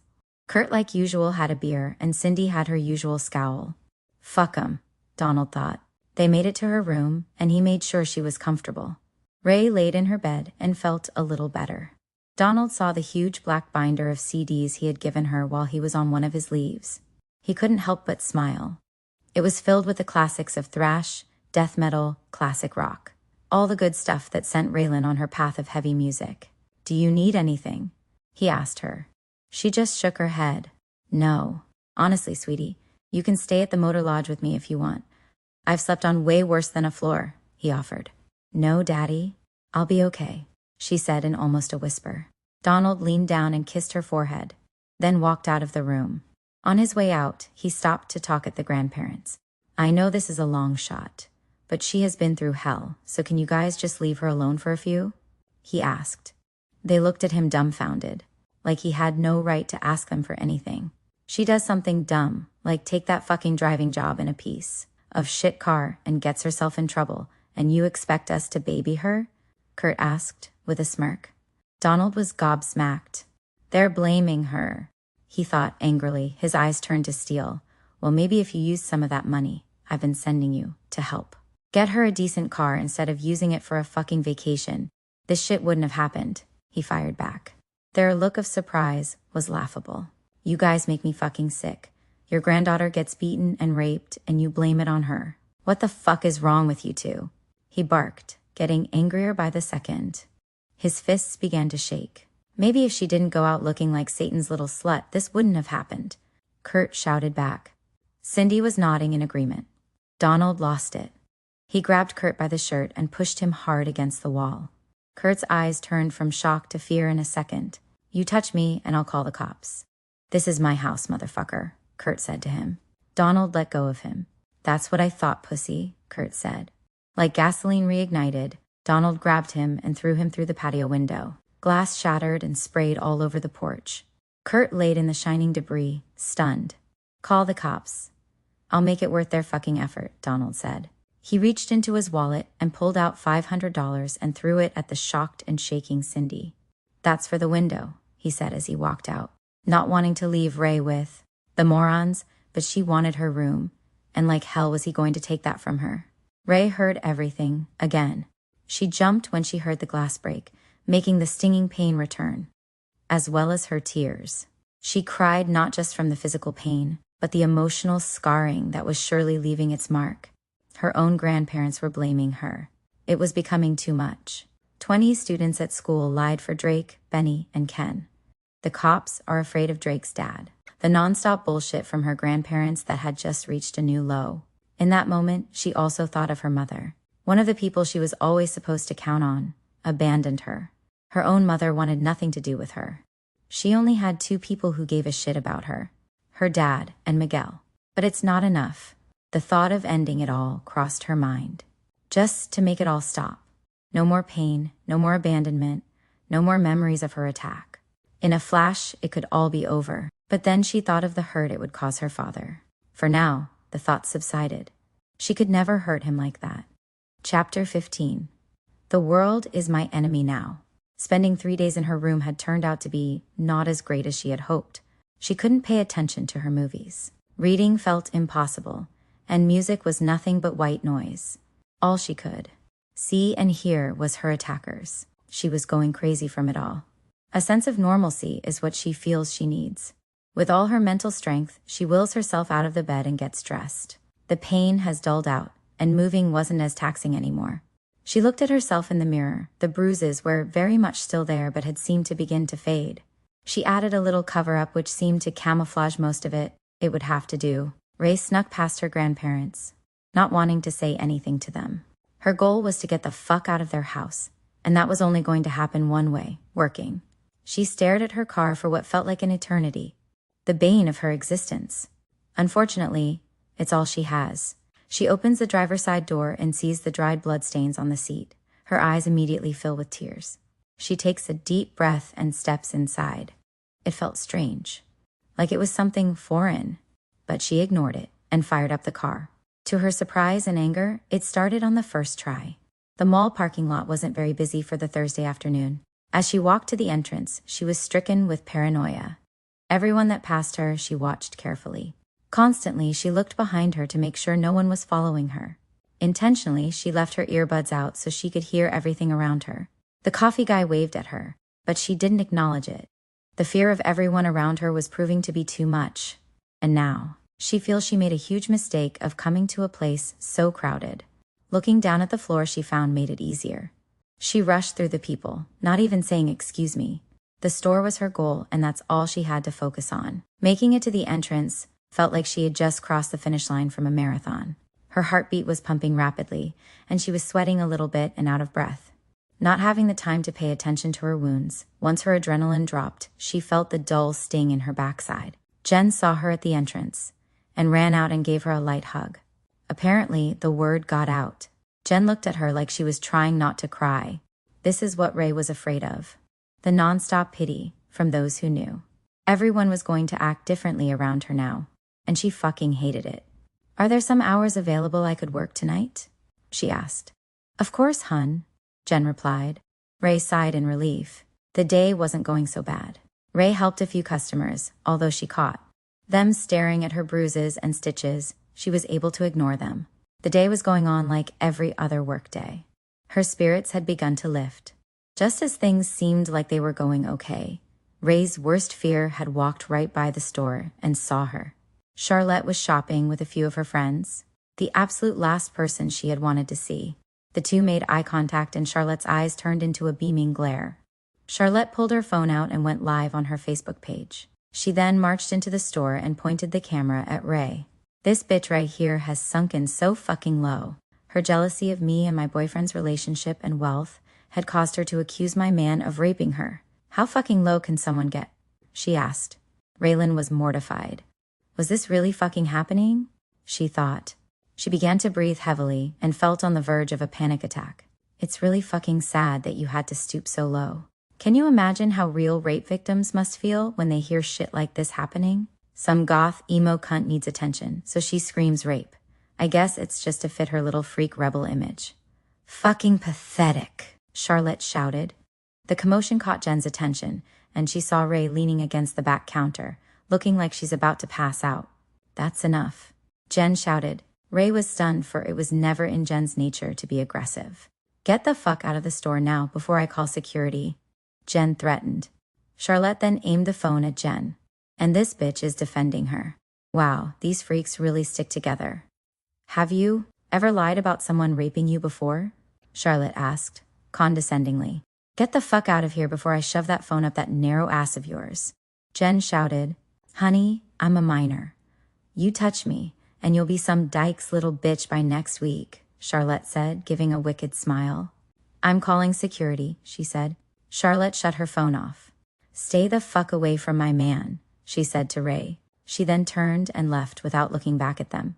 Ray felt like she was having a heart attack. Jen rushed to her aid and helped her through it. She hugged her and rubbed her back like a mother with her child. Ray began to calm herself and felt a new love for Jen. "Thank you," Ray said as she cried. "Fuck those stupid little bitches. When they get into the real world, it's going to eat them up like a fat guy at a buffet," she said, getting a giggle out of Ray. The rest of the day went like normal. The next morning, Ray decided to go back to school. Trying to bring balance and normalcy included being in the classroom, to her dismay.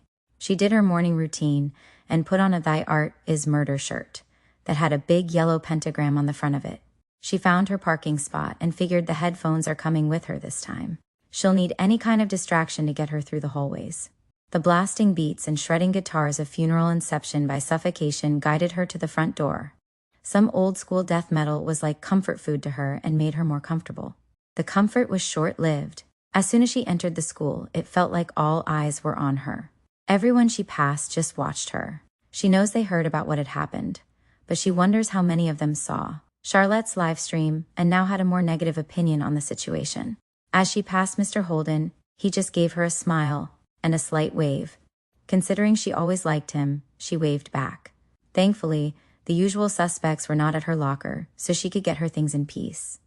As she closed the door, her headphones still in, she saw Miguel walking to her. She lit up with happiness.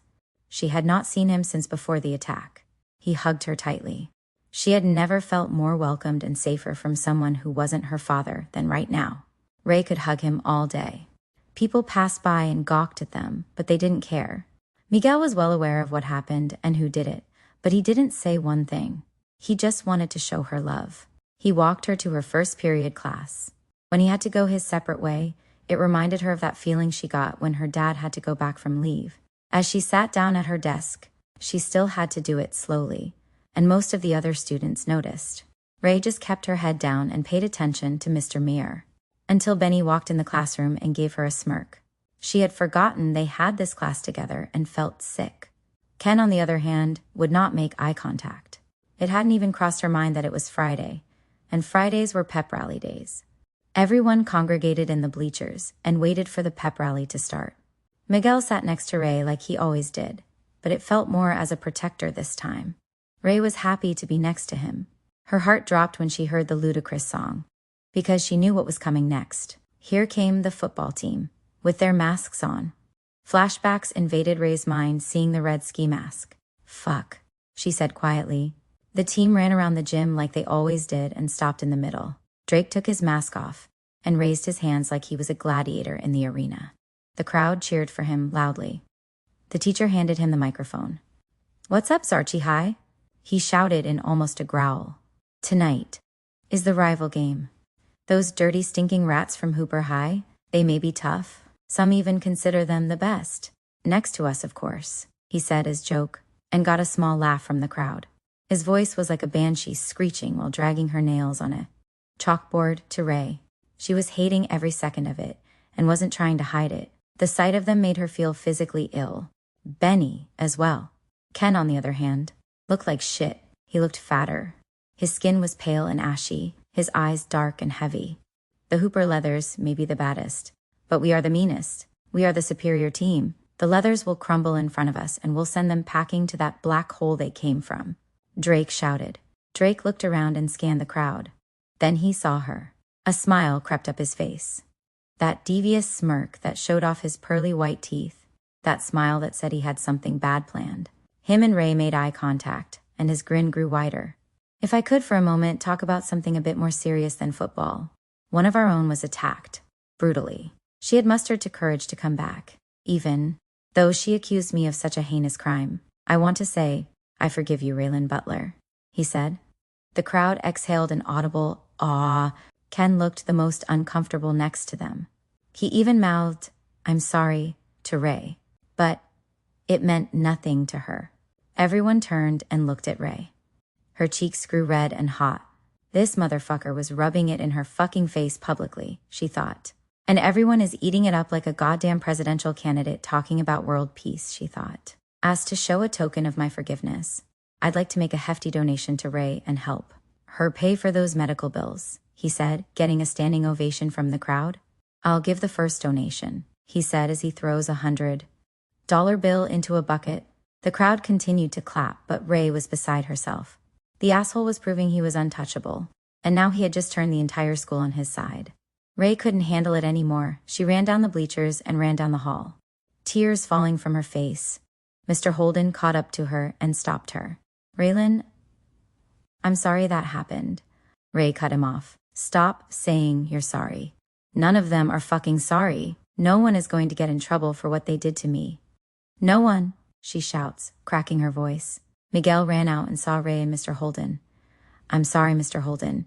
I can't be here anymore. Good luck to you and your fiancée. I hope what happened to me never happens to her," Ray says as she walked out of the door, ignoring Miguel's calls for her. Miguel stood there more pissed off than he had ever been in his life. He waited for the assembly to be dismissed. He was waiting for Drake. Enough was enough. The arrogant asshole was going to get what was coming to him. The crowd had begun to pour out, and Drake and his friends stepped out. Miguel walked down the hall like he was the Terminator, not caring that he's telegraphing his oncoming attack. Without hesitation, he sneaks in front of Drake and cold cocks him right in the jaw. The bone cracked as his knuckle collided. Benny swung at Miguel, but he weaved backwards, and with a pro boxer-like precision, he threw a right snap jab and lands directly into Benny's nose. Blood sprayed from his nostrils. He became dazed and crashed into the lockers. Drake got back to his feet and tried to tackle Miguel, but he stuffed the attack and swung his knee up and cracked Drake in his mouth. Blood oozed from his lips. While Drake tumbled to the ground, the students had formed a circle around the fight. Miguel threw 3 hard, stiff punches into Drake's face, breaking his nose. 4 teachers rushed the scene and separated the two. It took 3 of the 4 just to restrain Miguel. "Fucking rapist piece of shit. Fuck you. Die slow, motherfucker," Miguel shouted. Charlotte watched from the sides, shocked at how badly Miguel beat her boyfriend's ass. Though she would never say it out loud, she was impressed by Miguel, seeing him differently. Ken just sat and watched as the chaos unfolded. He felt a bit of satisfaction watching Drake get his ass handed to him like that. But the guilt of why it was all happening was eating him alive. He took off his Letterman jacket and threw it at the recovering Benny and walked away. Miguel was suspended for a week, while Drake and Benny went to the hospital. Chapter 16. The Cleansing.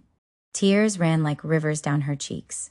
Everyone had betrayed her either on purpose or has been tricked, and there is nothing she can do about it. Drake's smirk at the end of his speech said it all and solidified that she was nothing. Lower than nothing. To him, Ray was just another night with the boys. It meant fuck all to him. Everything was taken from her. Because of him and his friends, Raylan Butler is now forever known as the girl who was raped senior year. They took her identity from her. From teachers who she loved and respected. From her best friend who can't look at her without crying. Her father who feels he failed her and didn't protect her.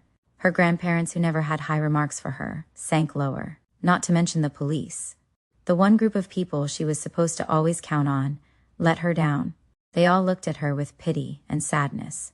That night of the attack, the fun, metal-loving woman known as Raylan was mortally wounded. At school, Drake twisted the knife, then hammered in the final nail of who she once was. Someone that would never come back. The whole drive home, she was thinking of ways to end her life. Head-on collision? No, because someone innocent would be hurt. Like her. Hanging? No. Slitting her wrists? No. Too much of a mess for someone to clean up. The thoughts gave her a morbid chuckle. Even when thinking about her own suicide, she was considering other people who would be affected. Mostly her father. Regardless of how she did it, he would be devastated. Who knows what path her death would send him on. The thought made her even more sad and feel not in control. She couldn't even die right. She pulled into the driveway. Thankfully, nobody was home. She shut her car off and just sat there in the silence. The tears had stopped, almost feeling like she had cried out what was left of her soul. Emotionally, she had become numb, fully aware of the huge leaps her mind was doing. 1 second, she's inconsolable and a mess, and the next she is just numb and emotionless. Not smiling, not crying, not laughing, just nothing. Ray leaned her forehead against the steering wheel and looked down at the floorboards. She saw the handle of something sticking out from under her seat. She grabbed it and looked it over. It was the knife her father had given her, for her protection. And just like that, a spark of hope shocked her mind.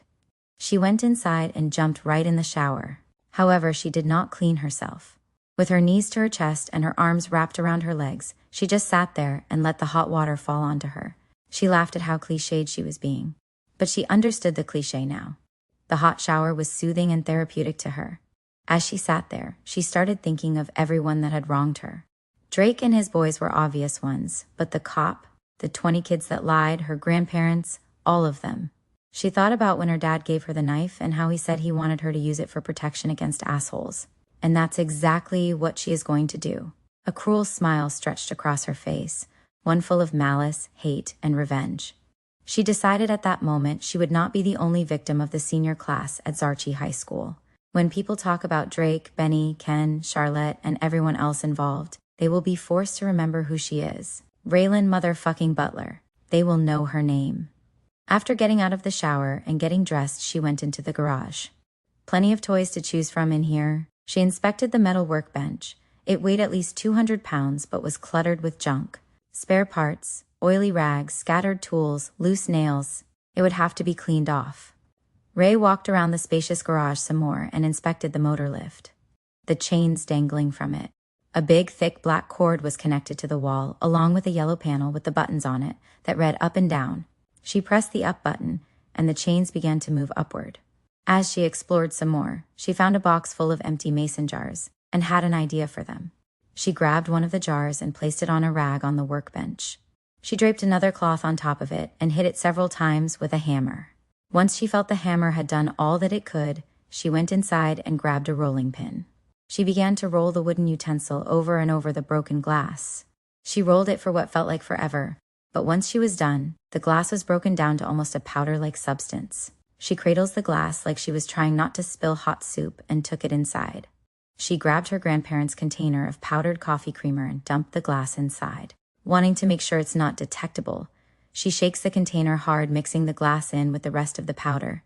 She put it back where it belonged and just had to wait, knowing she would not have to wait long. Happy with her first plan, she went back into the garage and searched through everything to see what all she would be able to use. Aside from the tools, she found a wooden crate filled with heavy-duty chains. She figured they were used to replace the lift. She pulled out one strand that had to be at least 10 feet long, It was heavy, too. Thick links. She found a pair of industrial-strength bolt cutters and cut the link into 5 2-foot lengths. She has a plan for those.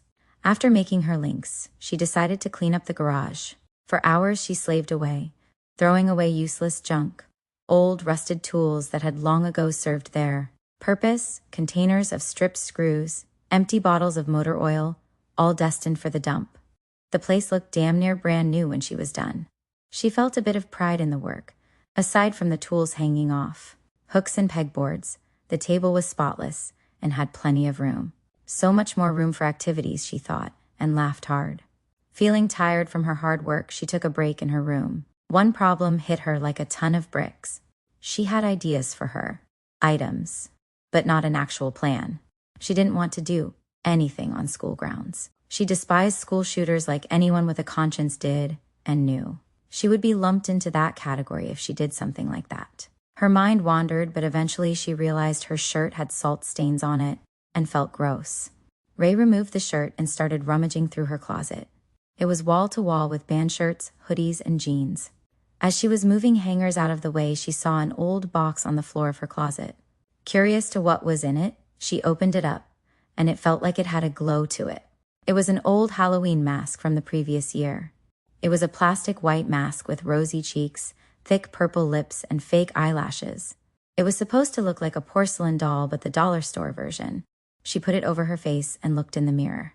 It was creepy, weird, and fucking perfect. She then put on a white Suicide Silence hoodie that had the words, "Pull the trigger, bitch," on the back of it. Perfect. No pity for a coward, she said to herself. Once it was on, along with her mask, jeans, and paratrooper boots, she was satisfied with it. She was fucking ready. Chapter 17. Drown Me in Blood.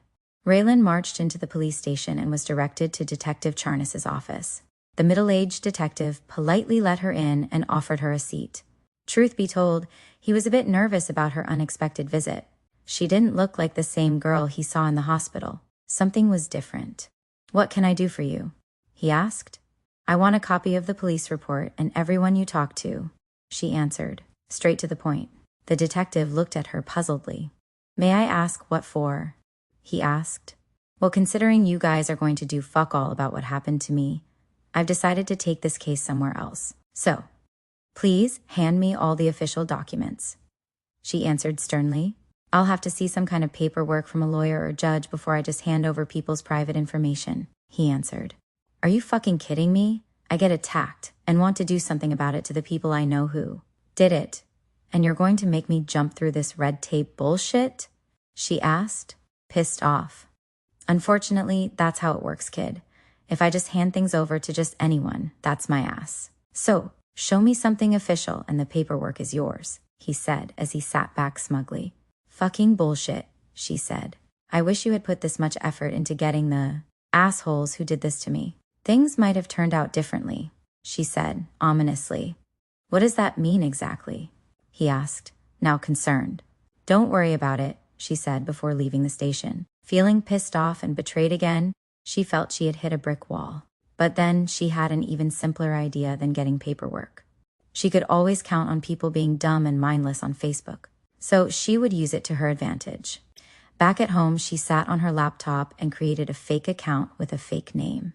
She called the page Drake Bennett Appreciation. Just typing the words made her feel like she wanted to vomit. She sent requests to everyone she knew Drake ran with, mainly football players. Within seconds, the group number began adding up. After an hour, there was well over 50 people who had joined. She made a post under the name of Sean Craven and found some stock footage of someone on Google and used it for a profile picture. She added photos of Drake onto the page, which instantly was flooded with likes. Even Drake himself was joining in and basking in the glory. Finally, she made a post and made sure that Drake, Benny, Ken, or Charlotte could not see the post. It read, "Those who talked to the cops and defended Drake, DM me. I have an idea for a surprise party for him." She smiled and just waited. She knew where the cabin was and could use it. Only problem is she had no idea where Drake and everyone lived. They weren't friends, so it was never necessary for her to ask. She sure as fuck couldn't ask now. Her DMs began to pop with notifications, and just like that, she had all 20 of the people who lied for him. She gathered them all and started a group chat with all of them. I want to throw a surprise party at the cabin. With just you guys are the real heroes that defended our beloved wide receiver, she wrote. Everyone thought it was a good idea. Of course they did. It was about them. Keep this totally secret. Don't even tell Benny, Ken, or Charlotte. They are blabbers and will ruin the whole thing, cool? She wrote. They all agreed. And that part was taken care of. She heard her grandfather's car pull into the driveway and the door slam. What the fuck? She heard him shout. Moments later, he barged into her room. The fuck did you do to my garage? He shouted angrily. I just cleaned it up is all. I was going stir-crazy and figured I would do something nice for you guys, she said, not trying to lay the fake act on too thick. Nice? You fucked with my shit. Shit I worked hard to get. Now I won't know where a goddamn thing is. Thanks for nothing. He barked. I made you coffee, she said. You drink any of it? He asked. No. It's too late for me, she said. Better not. That shit ain't cheap, he said before slamming her door. She opened the door back up and listened. His footsteps went into the kitchen, his boots thudding on the linoleum floor. She heard the coffee pour into a cup and knew it was just a matter of time now.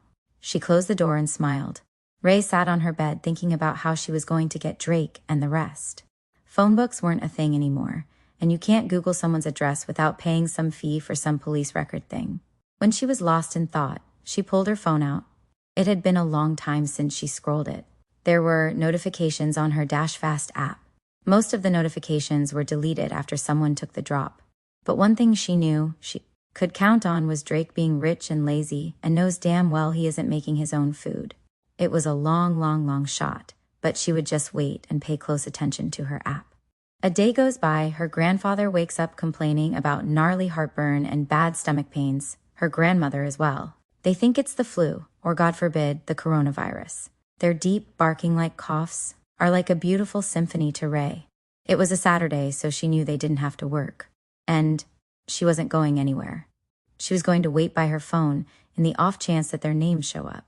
Ironically, the one thing that she feared about food delivery is the one thing she is hoping on now. While she waited, she went into the garage and grabbed her strands of chains. Although cut into smaller strands, they still felt like they weighed a ton. She took them to her trunk, and when she opened it, she saw the final piece of her puzzle.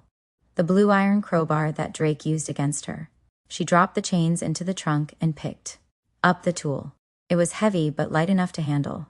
Perfect, she said. When she went back in, she saw something on her phone. As she checked the app, she felt beside herself.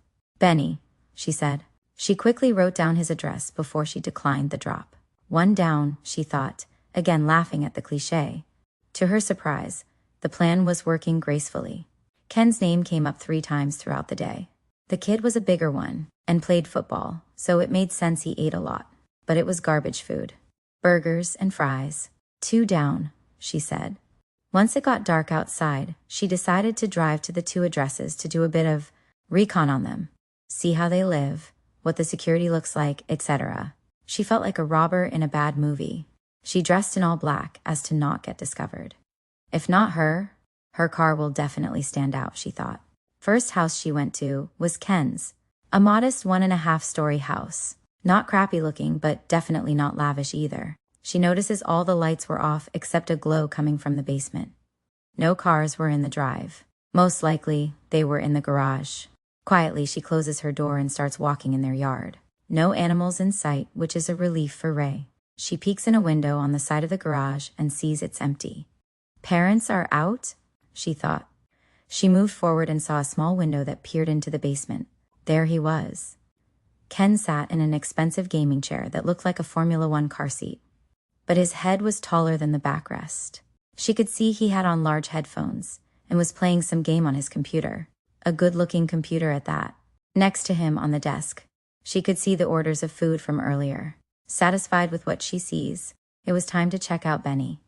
The drive to Benny's house was short, only 4 minutes. His house was a bit larger than Ken's, a 2-story brick home with a 2-car garage that looked like it had a loft above it.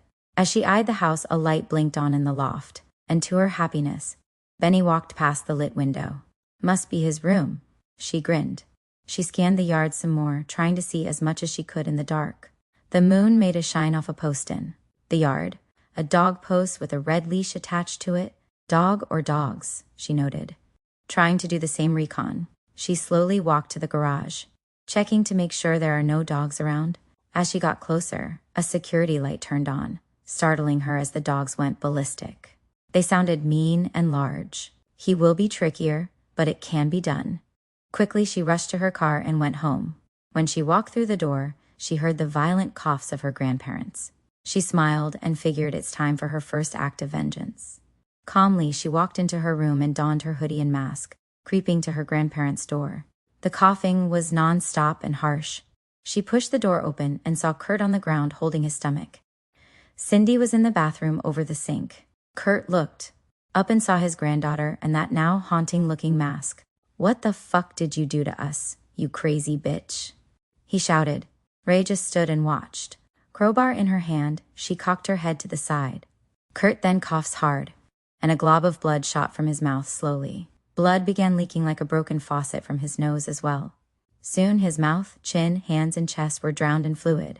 Another cough sent up another pool of crimson redemption. Ray walked slowly to Kurt and kneeled.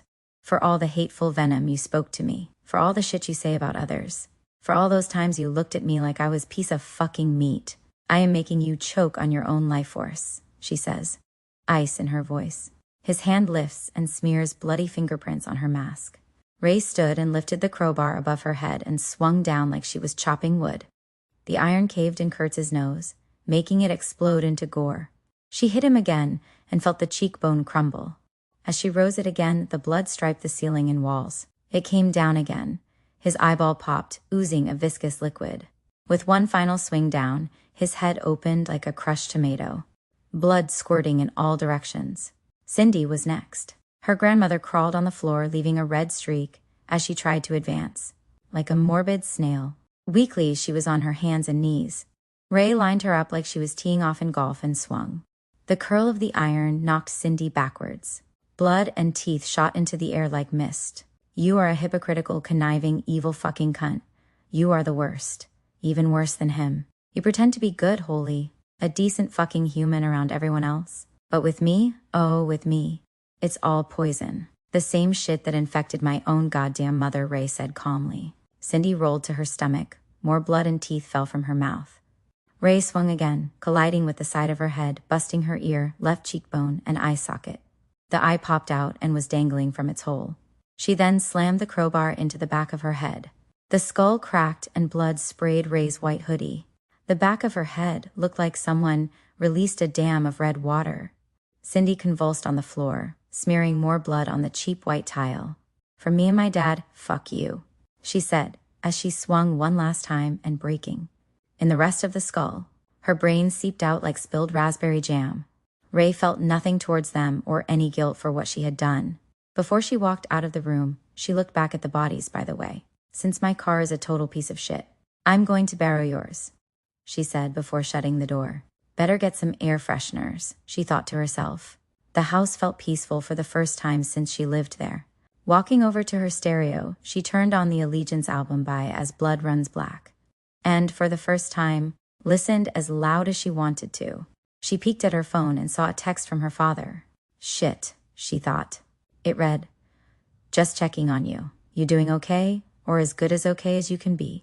She replied, "Doing fine. House is quiet for once. Just resting up. I love you, Dad." Just as she hit send, a notification popped up on Dash Fast. Hoping against hope, she opened it and could die from happiness. "Charlotte, I knew I could count on you to be fucking lazy," she smiled.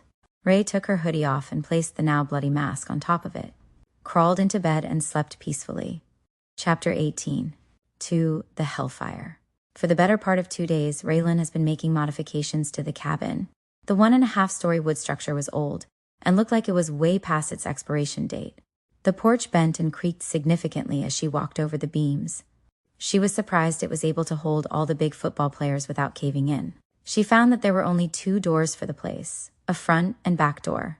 But as she made her way to the basement, she knew instantly what she was going to do with it. The insulation was exposed as it was stuck to the ceiling. She inspected the rusted-out-looking pipes and notices how fragile they feel. It was perfect. She drilled 2 iron hooks on each side of the doors from the outside. They were meant to hold a steel rod through the hooks, like a medieval barricade. It would be virtually impossible for anyone to be strong enough to bend it. Then she went to all the windows and nailed them shut, making it exceedingly difficult to open. Next spot was the basement. She saw a small block glass window about 8 feet from the pipe on the wall that she wanted.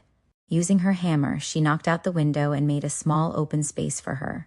Then she wrapped a chain around one of the rusted, corroded pipes and fed the length to the opening, where it laid on the ground. The last part was putting gas cans on the back porch, front porch, and one by the opening she made. It was perfect. And so far, none of her party invites were none the wiser. Ray's party was to take place the following night. Until then, she would do her recon on Charlotte's home. The drive from the cabin to Charlotte's was about 20 minutes. When she got to her neighborhood, she was confused. The part of town was kind of run-down rural. Charlotte's front yard was full of forgotten junk. Parts from cars, old furniture, a few lawn mowers. It was surprising. In a way, it made sense to Ray now. Charlotte had lied to everyone. Charlotte was acting posh and Cardassian because her real life looked like something you would see on American Pickers.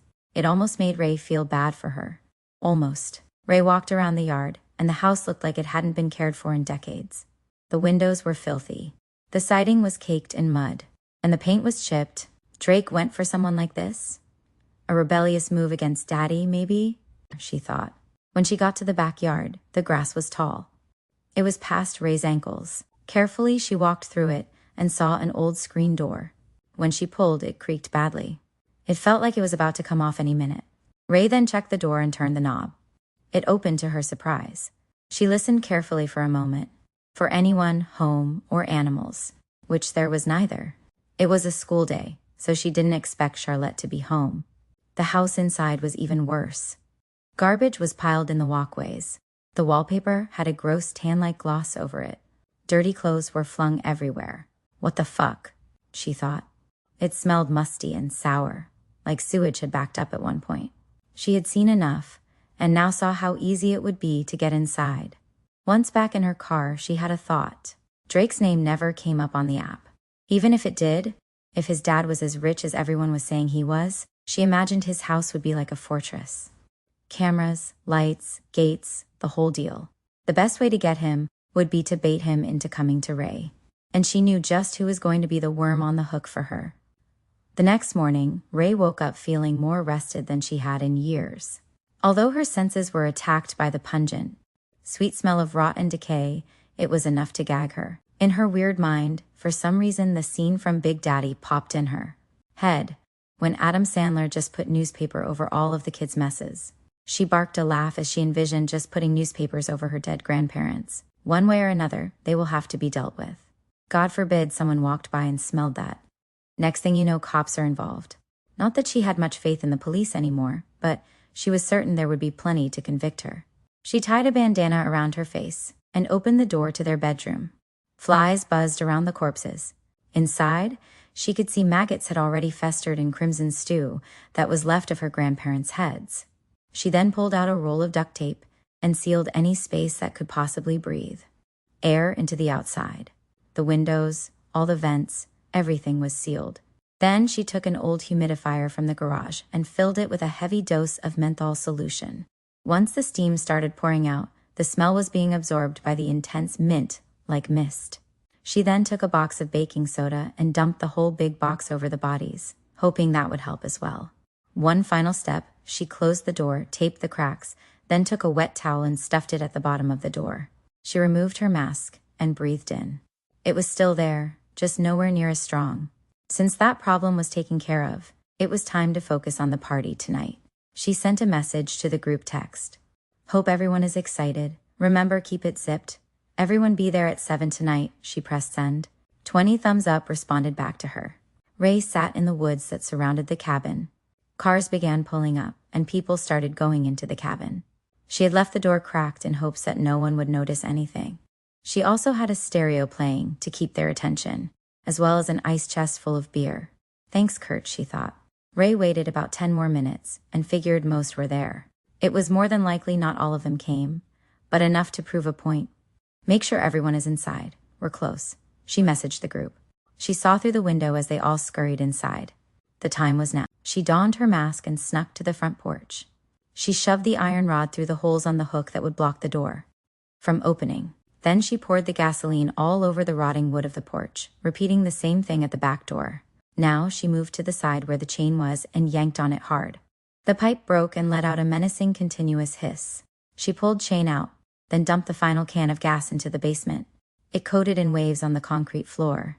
The smell of natural gas and gasoline was strong, despite being outside with a cool breeze. It was enough to make her eyes water and her head spin. "Turn off the music and everyone hide. We are pulling up," she messaged. Everyone's phone chimed. The music was off, and she heard everyone moving around to find a hiding spot. Ray lit a steel Zippo and tossed it into the basement. The entire room erupted into an inferno. Black smoke bellowed out from the small opening.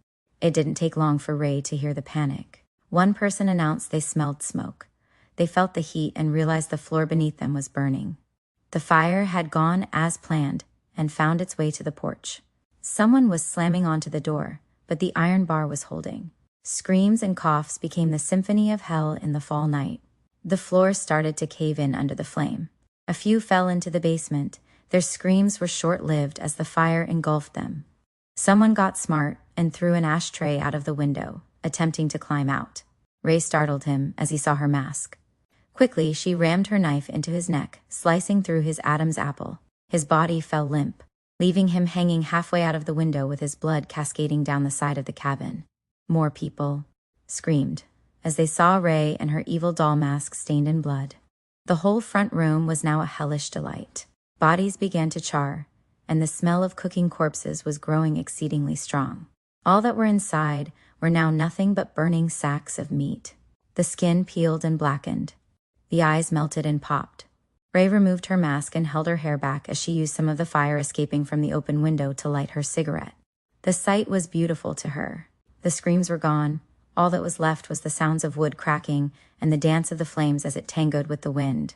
She then held up her phone like she was taking a selfie, put up her middle finger, and snapped a picture. After one last look at the beautiful inferno, she walked away from the burning cabin, and by the time she got to Kurt's Dodge Ram 1500, the roof had given into the flame and collapsed. It would be a few before the fire department was there, but what needed to be done was done. Chapter 19. I Am the Fury. Ken sat in his basement computer room feeling like hell.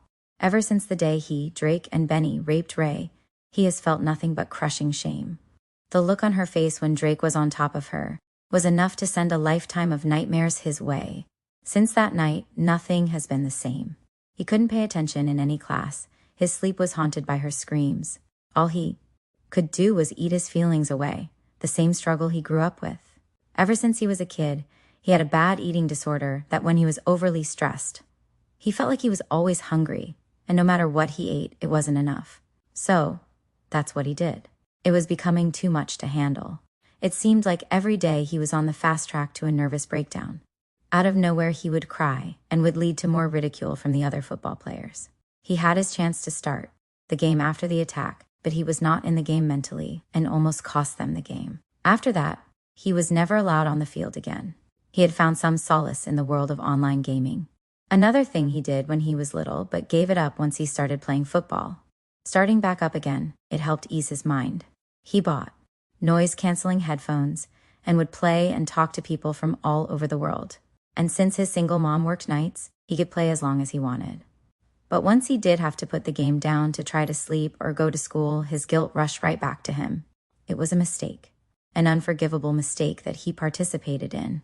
It didn't matter that he was pressured, he still did it. Football was nowhere near fucking worth it to this extreme extent. Finally, he could not take it anymore and had to attempt to make it right. He looked Raylan up on Facebook, surprised he wasn't blocked. Her page was everything he thought it would be. Pictures of her and Miguel at concerts, posts about bands and songs, along with some book and movie reviews. She truly was a sweet, genuine, innocent woman. Something he helped destroy. I know I'm the very last person you want to hear from, and I completely understand why. That night should have never happened. I'm so fucking sorry for what I did to you. There is no excuse for it. I could blame the other guys, but I still did it. I am so sorry. If there is anything I can do to help make this right, please tell me, he wrote in her DMs. He hit send and waited anxiously if he would get a reply. 30 minutes go by, and he sees that she had read it, and his stomach dropped. She never replied to it, realizing this message could probably be used as evidence against him and the others. But the message was vague enough. After 2 hours of no reply, he put his phone away and went to his computer. Although she never replied, he had a small feeling of relief about it, like a weight had been lifted. He turned his computer on, logged into his game, and slipped on the headphones. Ray walked into his room and could hear him talking to someone on his headphone set. He couldn't hear a thing. Slowly, she walked up behind him. Just as he saw her mask in the reflection in the screen, he jumped in his seat. But before he could do anything, she yanked his head back and stabbed him in the right side of his neck, and quickly sliced it to the left, severing his jugular veins. Blood sprayed out over the monitor, leaving it in a red sheen, which in turn made a red glow over Ken's face. Blood rushed over his hands and down his white tank top. Ray then spun his chair around, and she held up her phone to him. "This sounds like we hooked up at a fucking party and you had whiskey dick. What the fuck are you so sorry about? Raping me in my ass to the point I couldn't walk right for fucking weeks? Or sitting became a chore? Is that what you're sorry about, motherfucker?" She shouted at him through the mask. The opening on his neck widened as his head leaned back over the headrest. The skin and intact veins began to stretch like they were made of plastic. "I know you're sorry. I know at one point in time, I thought you were a nice and decent person. But you proved one fucking thing, that a coward will hop at any moment to impress the elites, regardless of who they hurt in the process. So, from me to you, I don't accept your fucking apology," she shouted. She swung the crowbar like it was a baseball bat and smacked it against his forehead. The blow tore more of his neck skin, and his head was almost upside down, dangling behind the chair. Ray rose the iron again and swung down and collided one more time at the top of his head, snapping the neck bone. His head was fully looking backwards, upside down. Blood still flowed down his shoulders and coated his arms. The young kid was a mess, and Ray felt a little bit better. She took his bloody finger and drew a heart around her left eye hole on the mask, then sat on his gore-soaked lap and took a selfie. Before she left, she noticed a black container with a clear lip to the left of the computer. "Is that General Tso chicken?" she asked herself. She removed the lid and smelled the heavenly sweet and spicy food. "Thanks for dinner," she said to his corpse, "with pork fried rice and egg roll." "Ken, you shouldn't have," she said with a laugh. Chapter 20. Revenge I Seek. Benny sat at the dinner table with his mother, father, and 12-year-old brother. His father smelled of bourbon. He sat with his tie loosened, and the top button on his white button-up shirt undone. The family sat in silence as they did for most occasions when they were at the same table. His father, still feeling a strong buzz, looks around the room and takes in all the accolades his son had achieved in his athletic career so far. "You guys ready for the homecoming game Friday?" his father asked him. "Of course. Those dudes at Carpenter High don't have a chance in hell," he says, trying to please his dad with the right answer. "Well, you better be, especially after what happened to you at school," his dad said. "Charles?" "Not now," his mother said to his father. "What?" "It's true. Our son is the star quarterback for one of the best teams in the state, and he gets knocked out by some faggot beaner," he says with a condescending laugh. Benny had to bite his lip hard and not say anything for fear of what the retaliation would be. "Please don't talk like that, honey," his mother asked sweetly. "Like what?" Charles asked like he didn't know. "All I'm saying is, our son has a legacy to uphold. Mr. Bennett and I whooped ass in our years in high school. We set the standard, and goddammit, no one fucked with us," he drunkenly said. "Dad, it's going to be fine. We are undefeated for 3 years and counting," Benny said, forcing a smile. "You better. Getting knocked out by some spitqueer in skinny jeans embarrassed the family. You have to make up for that," Charles said, as he got up to pour another drink. Benny removed himself from the table, anxious to get away from his father, and went to his loft room above the garage. It was complete with its own plumbing and electricity, almost like it was his own apartment. He took a shower to wash off the sweat and grime from that afternoon's practice, then laid on his bed and pulled out his phone. He smiled at the screen, then went to his favorite adult site. Scrolling through the thousands of options, he landed on the one he liked. The video started, and his hand went around his cock. The video depicted an older woman playing the role of a stepmother, and a young skinny guy who is supposed to be a stepson. His favorite type of videos. After about 10 minutes into the video, he felt the sensation of him about to come. He held off and went into the bathroom. He lifted the toilet seat and aimed at the water. He stroked harder until his seed shot in 3 strands into the waiting bowl. Feeling satisfied and less stressed, he cleaned up and went back into his room. Just as he stepped out of the door, a crowbar smacked into his tibia, cracking the bone. He howled in pain and staggered back into the bathroom. He caught himself on the towel rack but felt his blood spike when she stepped into the doorway. The creepy doll mask with blood freckled over it and a heart above the eye sent shockwaves through his system. "Miss me?" she asked as she stepped forward.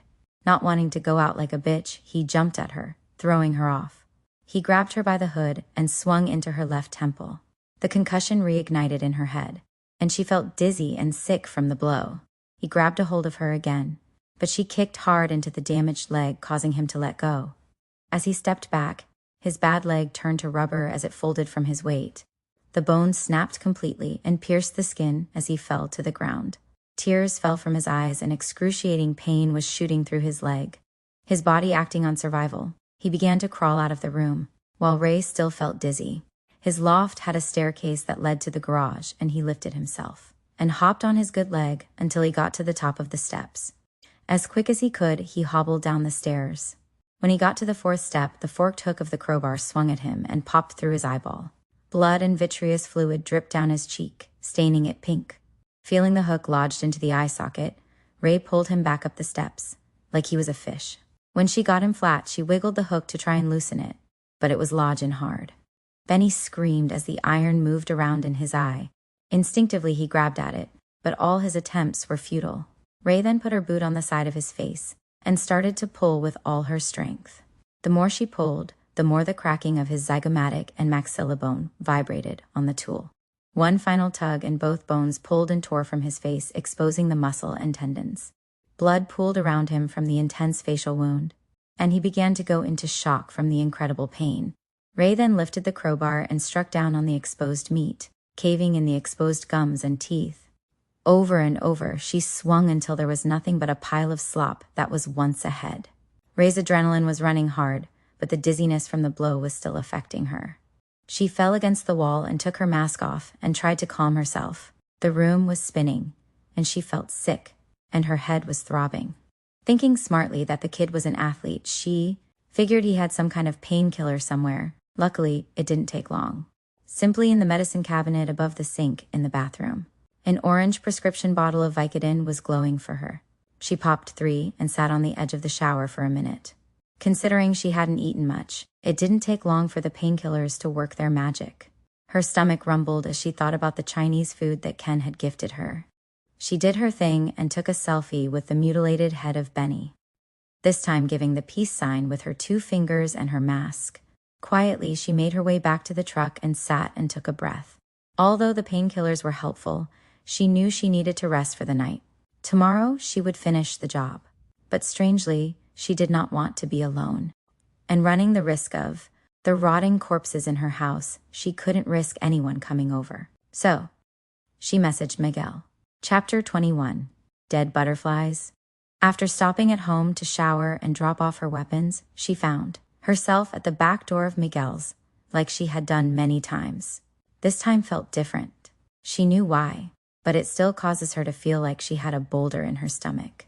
Anxiously, she waited, and when the door opened, it was like she was seeing him for the first time all over again. Miguel looked at her healing wounds and smiled at her. "Looks like you're clearing up pretty well," he said. She smiled at him. "I'm sorry, you got in trouble over me," she said. "It was worth it." "Those assholes had it coming, and probably deserve much worse," he answered. "You have no idea," she thought. "Was your mom pissed?" she asked. "Of course. But I kind of explained what happened, and part of her understood, and even said she was proud. I stood up for you," he said, giving her that smirk. "She always did like you, Ray," he added. The words brought tears to her eyes.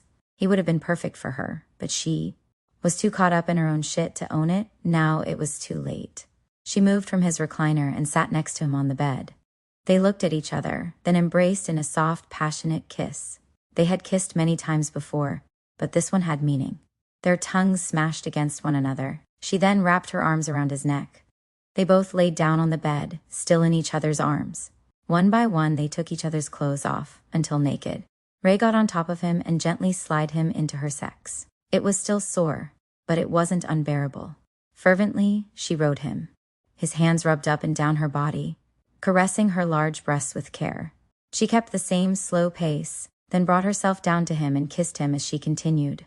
Her orgasm approached, and just slightly she went faster. She moaned in his mouth, and when she went over the edge, she slowed to barely moving. He then rolled her to her back and kept her same tempo as he pushed into her. Her legs wrapped around his waist, and she hugged his neck. His heavy breathing was warm on her collarbone. He moved to her lips and kissed her some more. Something she didn't expect. Her orgasm was building again. It had never been that fast to come again for her. But he never sped up. He filled her perfectly and moved with her body perfectly. His hands still caressed her, but she felt him swelling like he always does before climax. They looked at each other, and for the first time, they came together. Miguel fell into the nape of her neck. "I love you," she told him. The words surprised Miguel. He knew they had love for one another and said it before, but in a friendly manner. This time was personal. It was intimate, like it was something they both knew but ignored. "I love you too." "Ray," he replied. This was usually the time they got up and she got dressed and left. But neither of them had moved. They laid in each other's embrace. Not long after, she fell asleep. Miguel watched her as her chest rose and fell. She looked peaceful and in deep sleep. He covered her with a blanket and fell asleep next to her. At 6 a.m, he had woken up. He felt the right side of his bed and realized it was empty. His heart sank. She was gone. He hopped out of bed and saw a note on his dresser. "Thank you, Miguel, for being a devoted friend to me. My life has never been easy, but being around you made it worth it. I will cherish every moment we had together, not just the sex either. Although it was amazing, but the concerts, the movies, and just the boring nights where we just sat and bitched out our frustrations. Last night when I told you I loved you, I meant it from the bottom of my heart to the top of my lungs. I will never forget anything. I love you, Miguel. You're Ray." The note brought tears to his eyes. It was a goodbye note. And what broke his heart more is he didn't know what kind of goodbye it was. He grabbed his phone and went to text, but saw his number had been blocked from her phone. He cried harder and prayed. It wasn't a suicide note to him. Chapter 22. Hell chose me. Ray felt tormented that she had to break Miguel's heart. She didn't want to leave without telling him goodbye, but couldn't bring herself to do it to his face. That was something she would have to live with for the rest of her life. But now wasn't the time to think about love. It was time to think about revenge. Ray drove to visit her father early in the morning. The two ate breakfast together, and it seemed to put Donald in a better mood to see Ray looking so lively. But it wasn't a social visit for Ray. It was to keep her father from any unexpected visits, to calm him from overthinking about her so she could play out the rest of her plans. Ray sat outside Charlotte's dilapidated house waiting for her to come out. Going inside was too risky. The mess of the place had too many factors of getting out quickly. So, she waited for her. She saw her car in what she guessed they called a driveway, and knew she wouldn't be home for long. An hour had gone by, and Charlotte finally emerged from the house. She pulled out of the driveway and took off down the road. Ray followed behind her, Charlotte none the wiser. The rural area was heavy with dense woods that caused for great cover. Something Ray learned during her attack. Ray sped up and tapped Charlotte's bumper. Charlotte looked back and was blinded by the halogen lights of the truck.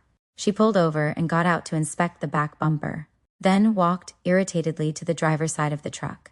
"The fuck is your problem, asshole?" she shouted. She got to the window and Ray turned her head, wearing the mask. Charlotte screamed, but Ray used the OC gel on her and made her choke. Charlotte fell back, blinded, and feeling like her mouth and lungs had acid on them. Panicked, she wiped at her eyes desperately, but before she knew it, something hard struck her head. She crashed to the dirt road, groggy and dizzy from the blow. A warm trickle of blood leaked down her head. Next thing she knew, she was being dragged across the ground. She kicked her legs and tried to scream, but as the first sound came out, another hard hit struck her in the head, knocking her out. Charlotte's head ached from an intense headache. She attempted to sit up, but felt the tug of something heavy and cold across her bare chest. Slowly, she opened her eyes and saw her naked body chained to a metal table. She went to scream, but her mouth was flooded with the bitter taste of chemicals, as an oily rag was tied around her mouth as a gag. Good morning, sunshine, Ray said as she approached the table. You were out for a long time. I was scared I killed you already, she added with a laugh. Charlotte tried to rise again, but she was tightly bound to the table by the heavy chains. Urine instantly shot out of her and ran down the table. Really, Charlotte? A prissy, posh cunt like you pisses themselves still? Ray asked. She had kept the mask on, just for effect. Charlotte tried to say something, but the gag made it impossible for enunciation. It sounded like, "Who are you to Ray? You know who I am. I am the one who, at the very worst moment in my life, you decided that a live stream of cutting me down and mocking me was the right thing to do. And for what? For likes? Popularity? To act like a philanthropist for rape victims? What was the actual point of pulling that shit on me? What has ever been your problem with me?" Ray asked, now inches from her face. The bloody mask was very unsettling. Charlotte began to cry once she realized who she was. "Now you're crying? Give me a fucking break." "I haven't done anything yet," Ray said. "When I was at my lowest, you took that opportunity to burn me in front of hundreds, if not thousands of people on your fucking Facebook.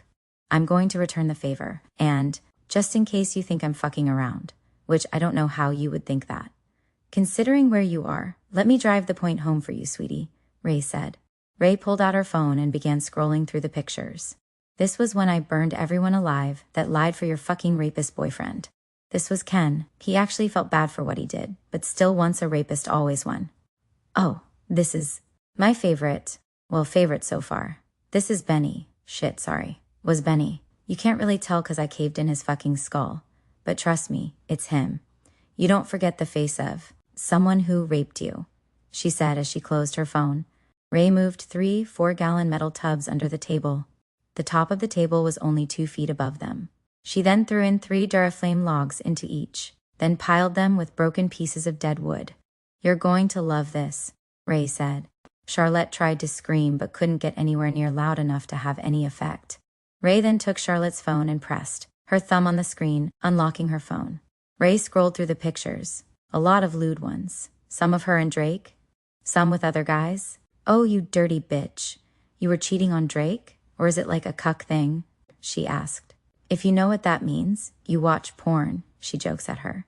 She then goes onto Charlotte's Facebook page and puts a status. "Going live in 10 minutes. It's going to be so lit it's hot," she typed, adding a winking emoji along with an eggplant. She then tagged Drake in it and started the countdown option. Quickly, followers filed into the feed, the screen remaining black. Hundreds of usernames began to appear on the screen with various comments about what was going to happen. "I'll give it to you. You are one popular cunt," Ray said. She then looked up and down the nude body of Charette. "Although, I don't really get it. Your tits are what, B cups at most? And let's be honest, that personality of yours, I'm not trying to be judgmental, but I think I would rather fuck a cactus. But that's just me. I guess those bitches that put out for anyone. It doesn't matter what the personality is like. Hit it and quit it, right?" she mocks. Finally, the time was now for the live stream to begin. Ray appeared on the screen in her mask, the garage in the background.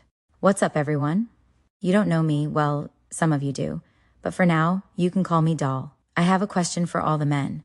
Well, I'm getting ahead of myself. Is Drake in the chat yet?" she asked. She waited for a reply, and it came confirming it was him. "There you are. You rapist piece of shit," she said. "Now, back to my question. How many of the men in here fucked Charlotte?" she asked. At least 24 replies of "me and I did" scrolled on the screen. Damn. What's wrong, Drake? That steroid dick not work? Or just a lousy lay? Do you even cuddle afterwards?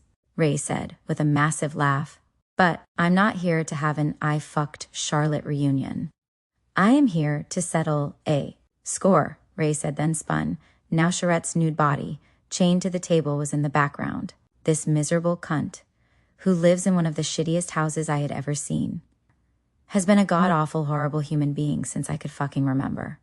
Always with her. Wannabe Kardashian Paris Hilton bullshit. And because she was fucking the wide receiver, or she wasn't apparently, she got worse. Over fucking entitled little bitch, Ray said. Drake was going insane on the comments. He was the only one commenting. Everyone else stopped, but still watched. She burned me real good a week or so ago, so I am here to return the favor. Ray then set up the phone to lock in place and had Charlotte in full view from the right corner of the table. Ray turned on 2 heavy-duty fans that blew towards Charlotte. The noise was kind of loud, but it would be a burden Ray would have to endure. She poured a small amount of gas into the tubs, then lit a hardwood match. "Ready?"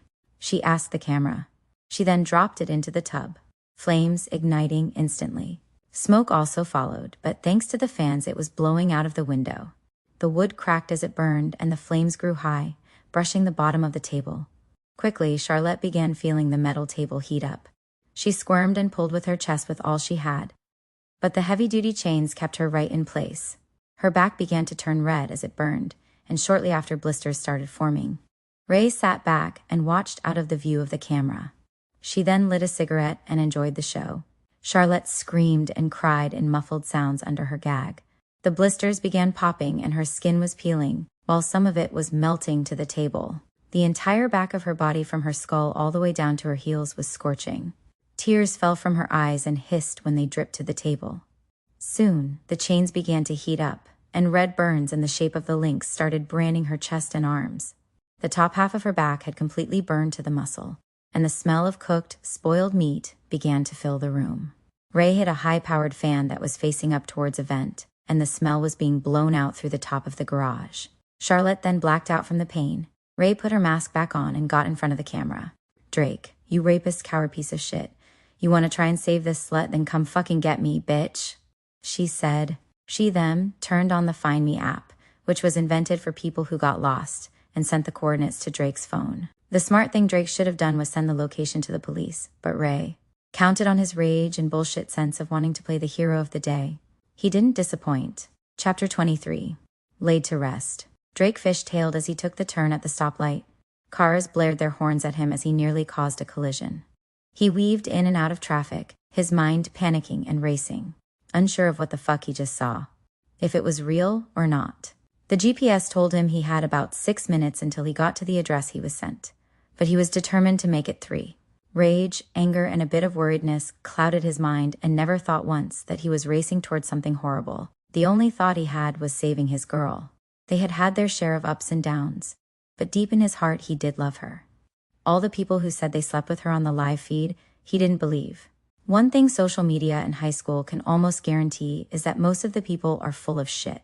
His tires squealed as he slammed the brakes when he stopped in front of the house. He saw white smoke coming from an open door and immediately ran to the source. He barged in and was greeted by the horrific sight of Charlotte's cooking body on the hot table, which started to have a red glow. "Charlotte," he said as he began to cry. Slowly, he walked towards the table. He saw the brand marks from the hot chain links on her bare chest. One had burned through her right nipple, steaming and burning through yellow fat, which was beginning to froth around the hot link. His stomach sank, and he felt like he wanted to vomit. Before he could turn around, he was struck in the back of the head. Blood oozed from the gash left by the crowbar. Drake fell to his hands and knees, emptying his stomach as the smell and dizziness set it. Taking advantage of the situation, Ray wrapped a chain around his neck and sealed it with a padlock. Quickly, she ran to the yellow control box and pressed the up button. As he started to get his wits about him, he was being pulled to the ceiling against his will. Ray stopped it when he was back on his feet, but just before it was about to lift him off the ground, he looked around confused, and then saw the doll mask. Not thinking of the chain, he lunged towards her, but the chain yanked him back, like a dog who went too far on its leash. He coughed violently as the thick iron links pulled around his Adam's apple. Ray just watches as he starts to figure out all that is happening. "If I were you, I would stay perfectly still. That chain is not so tight as to hang you, but tight enough to where you won't get it off," she said. She then places a clothing iron on the hot table to let it heat up. "I know you're not the smartest guy in the world, but I think by now you figured all this out, right?" she asked. "Fucking stupid bitch. Let me go," he shouted. "As usual, all brawn, no fucking brains," she said, mocking disappointment. "You know, I could handle the constant shit talking all you assholes did to me over the years. The stupid little insults, the dirty looks, the gross comments. I could have handled all that. I only had less than 9 months left to deal with it, but you had to make your stamp, huh?" Ray asked as she moved closer to him. "Sinking in yet?" she asked. Drake just glared at her with hate. I don't think you're fully getting it. Jesus Christ, how the fuck have teachers dealt with you for so many years? Oh, that's right. The school and this town value arbitrary football stats over fucking education, she said. You're a fucking cunt, bitch. I'm going to rip you in fucking half. He barked, the corners of his lips frothing. Ripped in half? That's an idea, Ray said. She then took her hoodie off, revealing she only had on a white wife-beater tank top and nothing underneath. Her large breasts were visible through the thin cotton, and her nipples were erect. She then goes over to the tools on the wall and pulls down an 8-pound carbon steel wood splitter and dragged it to the side of Charlotte. You know. This was honestly going to be the end for her. She was a fake bitch, but she didn't do anything really that would require the amount of violence I unleashed on all your friends. But fuck it. Why stop now? She asked. Drake looked at her and started feeling scared now. What do you mean, my friends? He asked, his tone lower. Shit, that's right, you don't know yet. I'm actually surprised. I did it all yesterday. You think the news would have flooded the town by now. Hell, everyone knew I had been raped before I was even out of the hospital, and I was a nobody. These guys were star athletes, and no one said anything? That's crazy, she said as she pulled her phone out. She got just beyond his reach and started scrolling through the photos. Charlotte already saw these. This is me barbecuing your little liar friends, who stood up for you to the cops, she said as she pulled up the burning cabin. This is Ken. He tried to apologize, but he definitely doesn't know how to talk to. Woman? She said, as she showed him his dangling upside-down head. This next one might sting a little, she mocks. Here's good old Benny. I know, you can't really tell with his head smashed in like one of Gallagher's watermelons, she joked. Drake looked mortified and was speechless. What's wrong? Did you not get the reference? Gallagher was a stand-up comedian that smashed various fruits with a comically large hammer. It's good for one viewing, but after that gets kind of old, she said as she closes the phone. Tears ran down Drake's face. Sadness and anger boiled in his blood. You're fucking crazy. And sick, he said in an almost whisper. Ray laughed hard. I'm sick and crazy? That's the whole pot and kettle thing. Think about this long and hard. None of this would be happening if it wasn't for you. This is all your fault, she said, becoming serious. Ray then walked back to the splitter. You know, Charlotte, I always thought was rather gutless when it came to you. Clearly, you were a shitty boyfriend. And she isn't exactly a 10, but she could have even stopped this whole thing as well. But no, you had her, fully manipulated or scared. Kind of the same thing, simply different ballparks. And when she pulled that stunt with me while I was working, I knew she was fully fucked and gutless. Let's see if I was wrong, she said. She raised the splitter above her head and slammed it down, just below Charlotte's belly button. Blood sprayed from the gash and speckled Ray's tank top, violently. Charlotte woke up and tried to rise, but her skin had melted to the table and ripped when she pulled up. She screamed in agony under her gag. Holy shit. I thought she was dead, Ray said with a sadistic chuckle. She raised the tool again and brought it down just as hard, the steel driving its way through her stomach. Blood and other fluids began to pool and steam as it leaked onto the piping hot table. Charlotte passed back out again. Another swing down, and her lower intestines began to fall from the widening wound. Ray chopped 3 more times. Blood was flung everywhere, even striping some on Drake's face. After the final swing, she felt the vibration in the tool as it broke through her spine and bounced off the metal. Charlotte was bisected. The guts and insides began to cook and boil on the hot table. Her crimson life force leaked over the edges and steamed from the heat. Ray's shirt was drenched and clinging to her body. Her mask was something of nightmares. She finally dropped the splitter, removed her mask, and lit a cigarette. Turns out I was very wrong. She did have guts, Ray joked. Were you ever deep in dem guts? She asked, mocking the verbiage kids used. Drake was beside himself. His stomach heaved, but nothing came up. It was gone already. Charlotte's body, cut in 2, was something he was sure was a nightmare, and he would wake up from at any second. Ray then removed her tank top and remained topless. Her skin was stained red with blood. She then snuffed out her smoke and gingerly walked towards Drake, pulling her hoodie over her head. She smirked. Well, at least you got to see a great pair of tits before you die, she joked. She left the mask off. Ray got behind him and pulled out her knife and cut through his shirt like it was paper. then repeated the act with his jeans, leaving him in just his shoes and boxer briefs. She walked back around and looked him in the eye and held her knife to his throat. You destroyed me that day. You took everything I was and pissed all over it. But you couldn't stop there. You got the whole goddamn school to turn on me. You sick motherfucker. I have doubts I was the first girl you ever raped, but believe you and me, I will be the fucking last, she said with venom in her voice. She slashed at his chest with a barrage of rights and lefts, like a painter smacking his brush against the canvas. Skin and blood ripped from his toned body with each slash. Blood coated his abs and went down his legs. This is just the fucking appetizer, she said. She then grabbed her crowbar and swung it down, driving the forked hook into his shoulder, breaking the clavicle bone, rendering his right arm useless. Next, she swung sideways and smacked into his arm, breaking the humerus bone. With the pointed, sharp end of the iron, she spiked it just above his left kneecap, wiggling it until it was right behind the patella. Like she was trying to pull on a stuck lever, she pulled and pulled. The skin around his kneecap began to tear and bleed. Putting all her weight into it, the patella ripped from the bone, from the skin, and splatted onto the ground. The pain was so unbearable that Drake's vocal cords tore as he screamed. He could taste the iron-like blood in his throat. His knee was bleeding profusely, and he was getting lightheaded. Ray then swung into the right knee and instantly tore the meniscus. The crack was sickening, and his legs buckled from the weight. Ray dropped her crowbar and wrapped another chain around his chest and under his armpits. This will keep you upright, she said. All the aching and sharp pains caused him to piss his shorts. Well, that's embarrassing, Ray scoffed. She cut his shorts off and looked at his hanging penis. Although it was trying to retract, it was impressive. Wow, look at that, she said. Her surprise morphed into confusion. Help me understand. So, you are a very fit athlete, you have money, and a cock that would make a porn star drool. So, what made you feel like you needed to rape me? Hell, if you would have been nicer, and I had seen this beautiful hunk of cock, I would have gladly fucked you. Jesus, she says with an amused smile. Why did you feel the need to rape me that night? Is it suppressed feelings for me? Anger? I know. You had a hot piece of ass waiting for you at your disposal.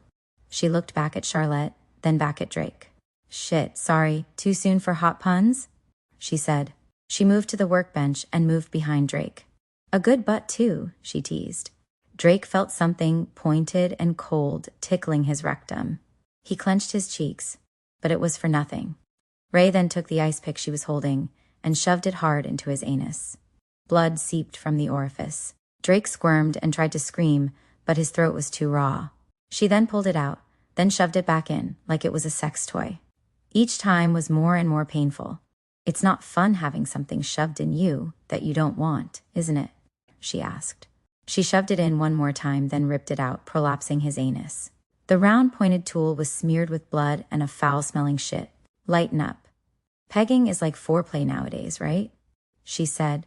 Ray got face to face with Drake again and rubbed the skinny round tool over his cheeks and face, smearing the dark brown and red shit blood over his face. He looked like he was on the verge of passing out. His eyes were rolling, and his eyelids were fighting to stay open. Ray pulled a thing of smelling salts from her hoodie pocket and shoved it into Drake's nose, reviving him. No, no, no. You are going to stay awake and feel every fucking bit of this, she tells him and grabs his cock and balls in one blood-soaked hand. You're going to love this, she says with a wink.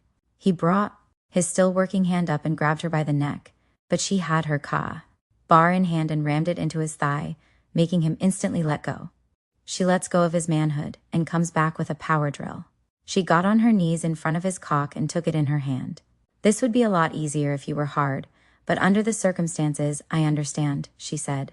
The drill has a 3/30 seconds twisted drill bit connected to it. Spit on that thing, right? She joked as she spat on the thin steel piece and began trying to shove it inside his urethra. He swung his hips sideways, trying to stop her, but she gripped him harder and shoved it all the way in. Blood leaked from the tiny hole. Hold on tight, she said. She pulled the trigger of the drill, and the twisted bit started spinning inside his dick. The sharp grooves of the tool tore apart the inside of his urethra.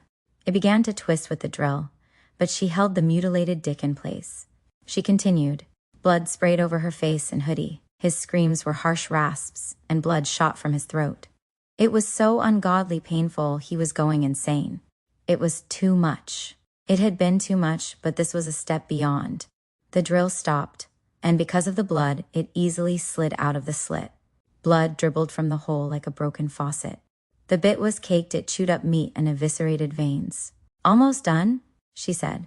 She then gripped his cock and balls in one hand again and brought the serrated part of her knife behind the scrotum sac. Without warning or any remarks, she began sawing upwards. The sharp edges chewed through the skin. With ease, more blood ran down her hand as she continued. He again tried to scream but could not. It only took a few swipes, and his cock and balls were detached from his body. She dangled the mutilated parts in his face. "That was so much easier than I thought it would be," she said. His eyes rolled back, and he passed out.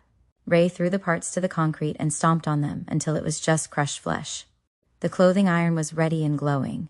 She put the hot surface to the fleshy patch where his manhood used to be and cauterized the wound. Some of the blood and skin melted to the hot iron, but it was to be expected. The burning pain brought Drake back to consciousness. Ray stepped back and lit another cigarette. "It's been one hell of a night, huh?"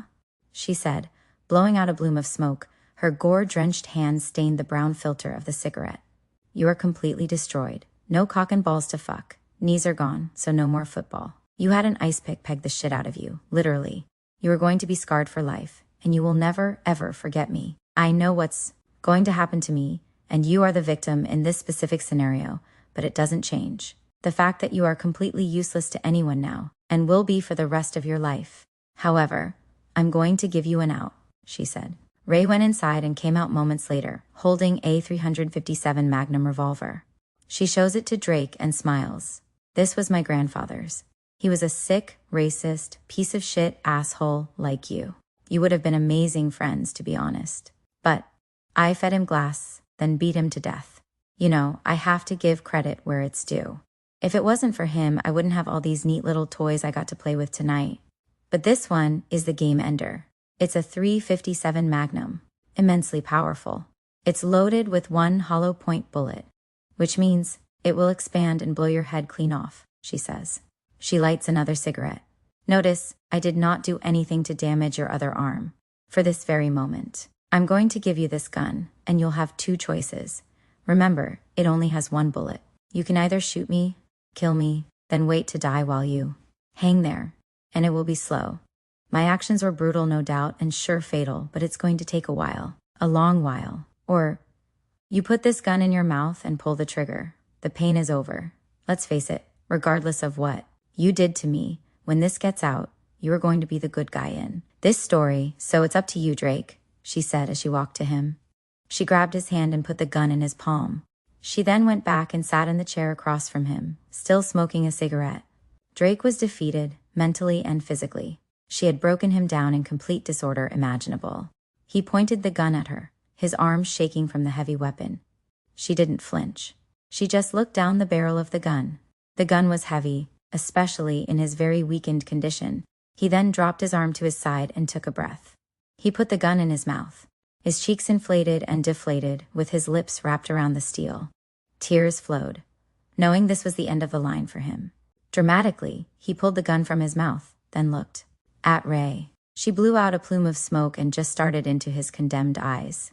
He looked at her for one more moment, then put the gun back in his mouth and pulled the trigger. The top and back of his head exploded. His brain splattered against the wall, and he fell limp onto the chains, his head leaking all around him. Ray smiled at his corpse and finished her cigarette.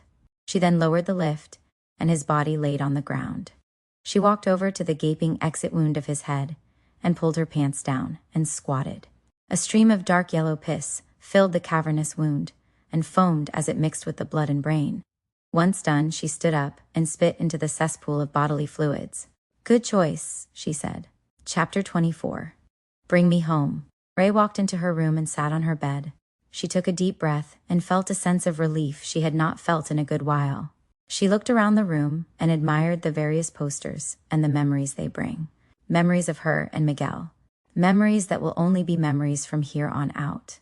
In her closet, she dug out a small duffel bag and threw the knife and crowbar into it, then threw it over her shoulder and headed towards the door.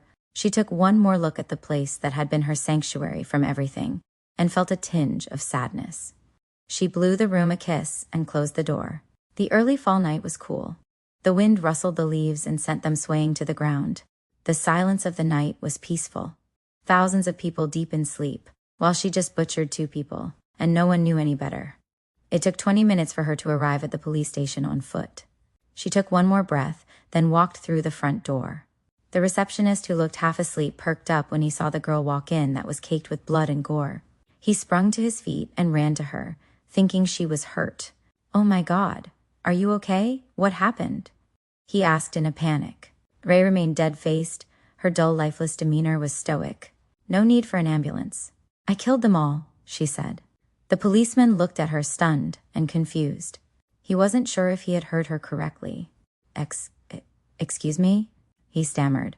"I tortured and killed 2 people tonight. Yesterday I burned down a cabin with 20 people. Then I broke into 2 more people's houses and killed them," she said, clear as day and without a hint of remorse.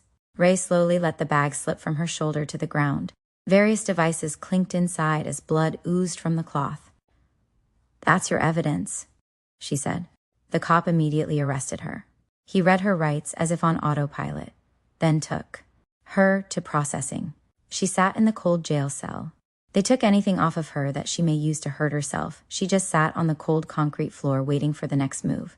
They had her in an interrogation room, her hands cuffed to a steel hoop in the center of the table, a pack of cigarettes on her right, a cup of coffee on her left.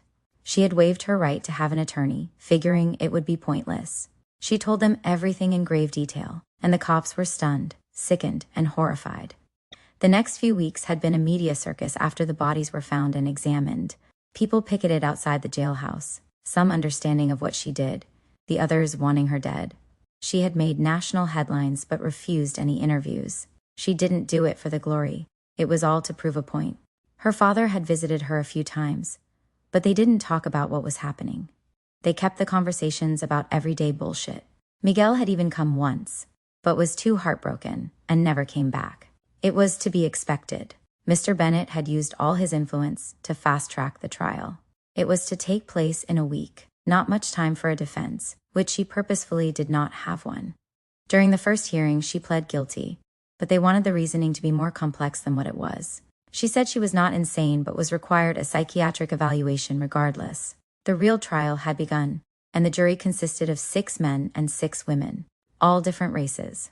Mr. Bennett's lawyer spent all his time digging on Raylan's appearance, taste in music and movies. Typical bullshit from someone like him. Not once was her attack brought up, or her amazing record at school. The whole thing was just to trash her publicly and get to the sentencing part.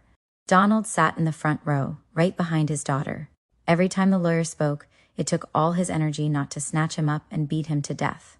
One time he did speak out but was ordered by the judge to remain silent. Mr. Bennett kept looking over his shoulder at Donald, but when he would look back, Mr. Bennett would turn his head forward. The judge had adjourned for recess, and for the jury to make a decision. Donald looked up at the right time, and saw one of the male jurors nod at Mr. Bennett. The son of a bitch paid them, he realized.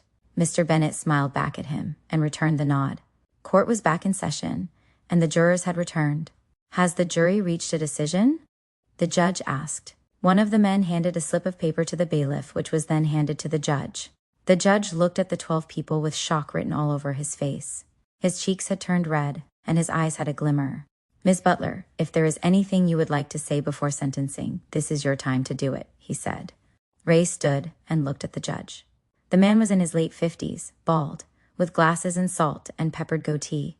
She then turned and looked at Mr. Bennett and his wife, who looked like she was more there for the publicity than justice for her son. "A month ago, your son beat me, hurt me, and raped me," she said, keeping her gaze with the father. She paused and let it sink in. She then saw the cop from the hospital, Detective Charnas. "He was out of uniform. I went to you for help." "You did nothing," she said, pointing at the cop. She then turned to the judge. "I did what I was supposed to do after I was raped. I went to the police and told them everything. They told me there wasn't enough evidence. But believe me, you don't forget the faces of those who violate you in that way. The police had decided that whatever donations Mr. Bennett gives to the police was more important than arresting the person who destroyed everything I was," she said, keeping her face stoic. but she saw the emotion crashing in the judge. "I did what I was supposed to do, and no one did one fucking thing," she said. "I was supposed to just move on, get therapy, and pretend it never happened while the people responsible were off winning football games and earning scholarships for colleges, where this animalistic behavior would no doubt have continued. So, I took care of it myself." She looked back at Mr. Bennett, who was seething. "I'm not one bit sorry for what I did, to any of them. They raped and beat me, so I tortured and killed them. Fuck them all. I spit on their graves and pissed on their corpses. They got every bit of what they deserved," she says. Everyone in the room gasped at her harsh words. Ray then sat down and took a drink of water. The judge looked at her like he was conflicted. He removed his glasses and rubbed his eyes. In low and unenthused tone, he said, "Rise for sentencing." Ray stood and watched him. "Young lady, on behalf of all the good decent people of this town, I am so sorry our police were so inadequate on handling your attack. I have a little girl myself, and it frightens me that this town put so much on. Something like football over public safety, however. This is a court of law. Although I understand your reasoning, the level of barbarism and savagery that took place cannot be ignored. You're a bright, smart young woman, and it pains me to have to do this. Just know that I do not hate you in the slightest, and to an extent understand. But vigilante justice to this extreme cannot be tolerated. Raylan Camille Butler, you have been found guilty on all charges and are sentenced to death. The way of execution will be via the gas chamber on January 3rd. May God have mercy on you." "Court is adjourned," he said, slamming his gavel. Donald was beside himself. His little girl was going to die. Ray stood and hugged her father. He didn't want to let go, but was forced to. He fell back in his chair where he watched them take her through the door. He then looked over at the Bennetts, who were shaking hands with people. A spark grew in him, one that he knew was always there and did his best to subdue, but it was awake in him now. The news had a field day with the sentencing. Ray was the youngest woman put on death row in the state's history. Also, the controversial gas chamber was outlawed years and years ago, but was somehow reinstated for this trial. Donald knew that was Mr. Bennett's doing. His pull was so strong he could make something like a fucking gas chamber happen. Chapter 25. Her ghost in the fog. The months flew by way too quickly. Every visiting day, Donald was there. And again, they ignored the inevitable. They joked and told happy stories. Donald shared some military stories, while Ray talked about the concerts her and Miguel would go to. It was the night before her execution. The prison had allowed her to have her final meal with her father, without handcuffs or a cell. They still had a guard, but it was better than nothing. They ate their favorite cheeseburgers from Fred and Wes's, along with their Cajun fries, Coke, and peanut butter shake. However, the mood was far from happy. The glooming shadow of death was lingering, and they both knew it. Ray hugged her father tightly, one last time. She told him she loved him, and he did the same. The time had come for him to leave. He knew the next time he saw her, he would watch her die. Ray was strapped to a chair. Some reporters had shown up, along with Mr. Bennett, the lawyer, and Donald. It was like a sick Broadway show. Donald was livid that people were there to watch his daughter die like it was a goddamn circus. A priest walked in, along with the man that would be, overseeing the gas. The priest did a prayer, and blessed Ray, then stepped out. Ray and Donald's ice-blue eyes locked. Donald had his hand over his mouth, and tears were streaming down his face.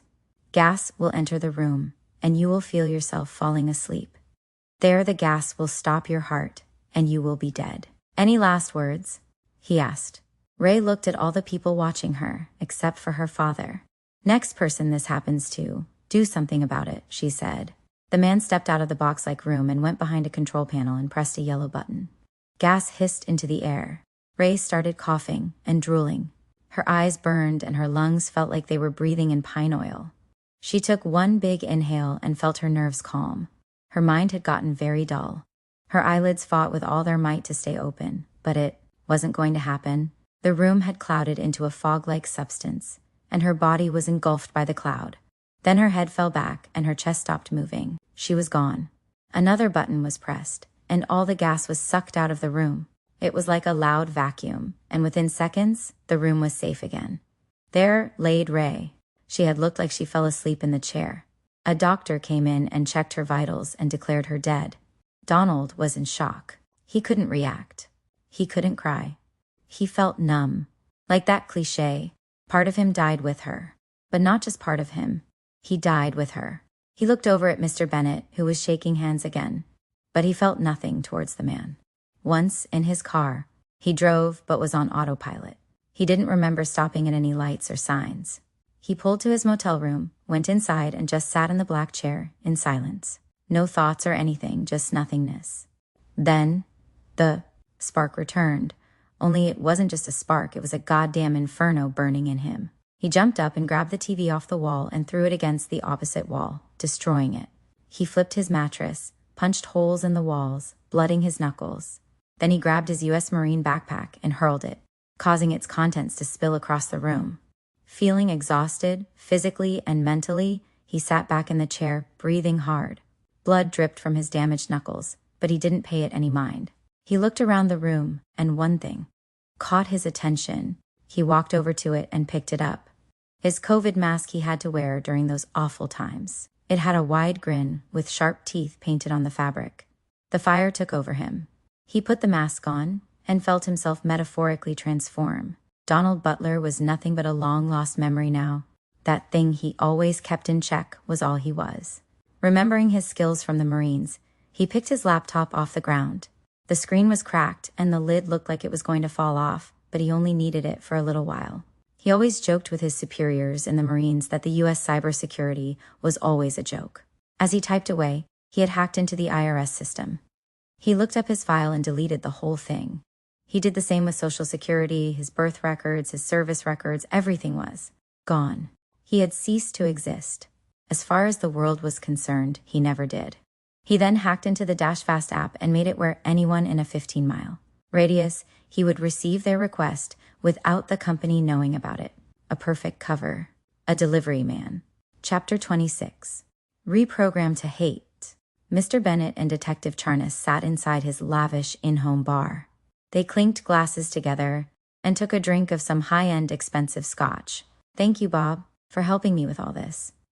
"I know it wasn't easy," Mr. Bennet said to the detective. As they went to cheers again, they heard Mrs. Bennet scream, then something fell and broke, sounding like glass. The two men looked at each other and ran up the steps. His wife was huddled over their white marble kitchen island. Her nose looked like it had been caved in. It bled profusely, staining the countertop. "Jesus Christ. What happened?" Mr. Bennet said as he ran to her aid, Bob right behind him. As they huddled over to check on the woman, Bob felt his hair pull, his neck snap back, and sharp point was shoved through the bottom of his chin, slicing through his tongue and penetrating the roof of his mouth. Blood ran out of his mouth like holes in a dam. The knife was quickly removed and then rammed into the top of his head, making a sick crack and pop as the blade penetrated the bone.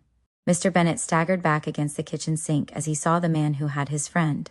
A black baseball cap, navy blue zip-up hoodie, and a mask with a smile and sharp teeth greeted him. The knife was then pulled from the skull, and then Bob's face was rammed repeatedly against the edge of the counter, smashing the bridge of his nose and making his eyes pop from their sockets. Blood sprayed with each crash. Finally, he was let go and fell dead to the floor. Mr. Bennet looked at those cold blue eyes and felt his bladder losing control. He wanted to run, but also wanted to protect his wife. The man picked her up and shoved his knife through her temple at an angle. The tips broke out through her eyeball, making the milky fluid ooze from the wound. He then twisted the knife, and her brain was being chewed by the serrated knife. Her one good eye rolled, and she succumbed to her wound. Mr. Bennet cried but had the wherewithal to run. He headed straight for his garage. His shoulders busted the door down and ran towards his car. Just before he got to the door, a knife flew into his knee pit. The blood jetted instantly, and he fell to the white concrete. Slowly, the intruder walked towards him. "Who the fuck are you? Why the fuck are you doing this?" he cried. The man remained silent. He then pulled one of the loops around his ear and showed his face. Mr. Bennet knew exactly who it was, and knew what was going to happen. "I'm sorry, please, I'm sorry," he shouted. The man just looked at him, emotionless. Looking around the garage, he saw something that would be perfect for the occasion. He cracked a smile and walked to a blue crowbar and grabbed it. He bounced it off his palm like it was a baseball bat as he walked back to his victim. "Shit, shit," Bennet shouted as he crawled. He turned to his stomach and tried to army crawl, but the forked hook of the crowbar slammed into his spine. Another one came down even harder, and he felt the bones snap. Then he felt nothing. He couldn't move, except his eyes. The man then walked to his head and took aim like a pro golfer.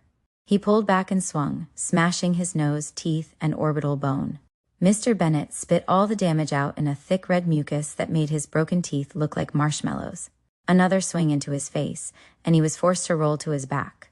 Blood poured down his throat along with bone fragments, causing him to choke. As he felt the air shortening, the curved end of the iron crashed into his face, over and over. His jaw broke out of its sockets and looked like it was outstretched.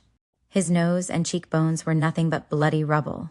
He lifted one more time and brought it down onto his forehead, making it break and split.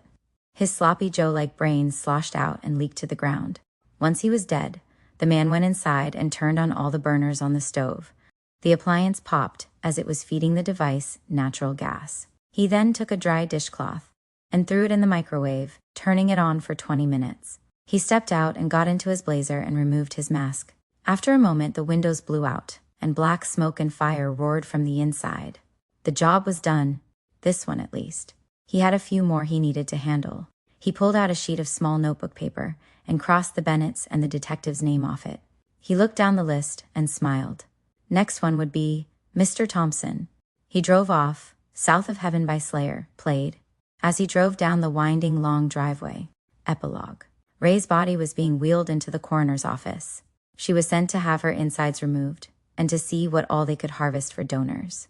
The man was obese. Drips of mustard stained his shirt, his hair unkempt and forehead oily. He slowly unzipped the bag and smiled at the pretty girl on the slab.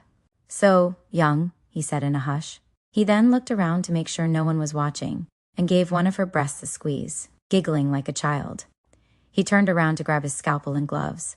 The white vinyl gloves snapped on, and then he turned around and instantly pissed himself. The woman was standing in front of him, looking very pissed off. The man stepped backwards until he hit the bench of surgical tools. "Dead girls don't say no, right?" she said, giving him a smirk. Although she was fully nude, he was terrified. She looked at the tools and saw a shining bone saw. She smiled at the instrument with devious intentions. She grabbed the saw and slammed it into the middle of the man's head. She gripped his shirt and sawed back and forth. Blood sprayed and leaked all over his face, body, and floor. It had become slippery, and he fell, causing the saw to pivot into his face. She did not stop. As the head bisected, she picked up his split brain and threw it against the window. She turned back to him, starting on his neck. It only took a few strokes. The floor was an ocean of blood and veins.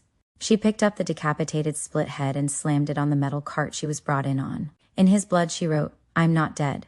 Doll lives." From the author, take a breath, it's over. Haha. Well, that was some gnarly shit now, wasn't it? No doubt, man. Thank you so much for reading my newest book and making it all the way through. I've always been fascinated with movies and stories surrounding rape and revenge stories. Most notably is the obvious, I Spit on Your Grave. Fucking A, I love that movie. And its remake and sequels. And if I'm being totally honest with you, I prefer the remake just a smidge more. We're talking like a half a point more, but those films along with Savage, Streets, Death Wish, 2017's Revenge, even the Punisher stuff.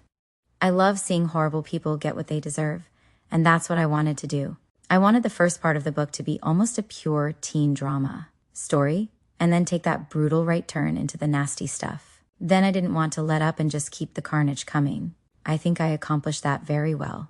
I have had this idea for a story in my head for a good few years, and then I thought, why not make it a prequel to Gash? I'm a father. If some shit like this happened, I'm certain I would react in a similar fashion.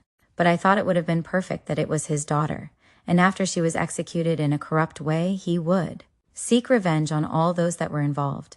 And originally, I was going to have Ray be completely dead. But as I wrote, I loved this character, and decided to go the cliched slasher route, and she lived.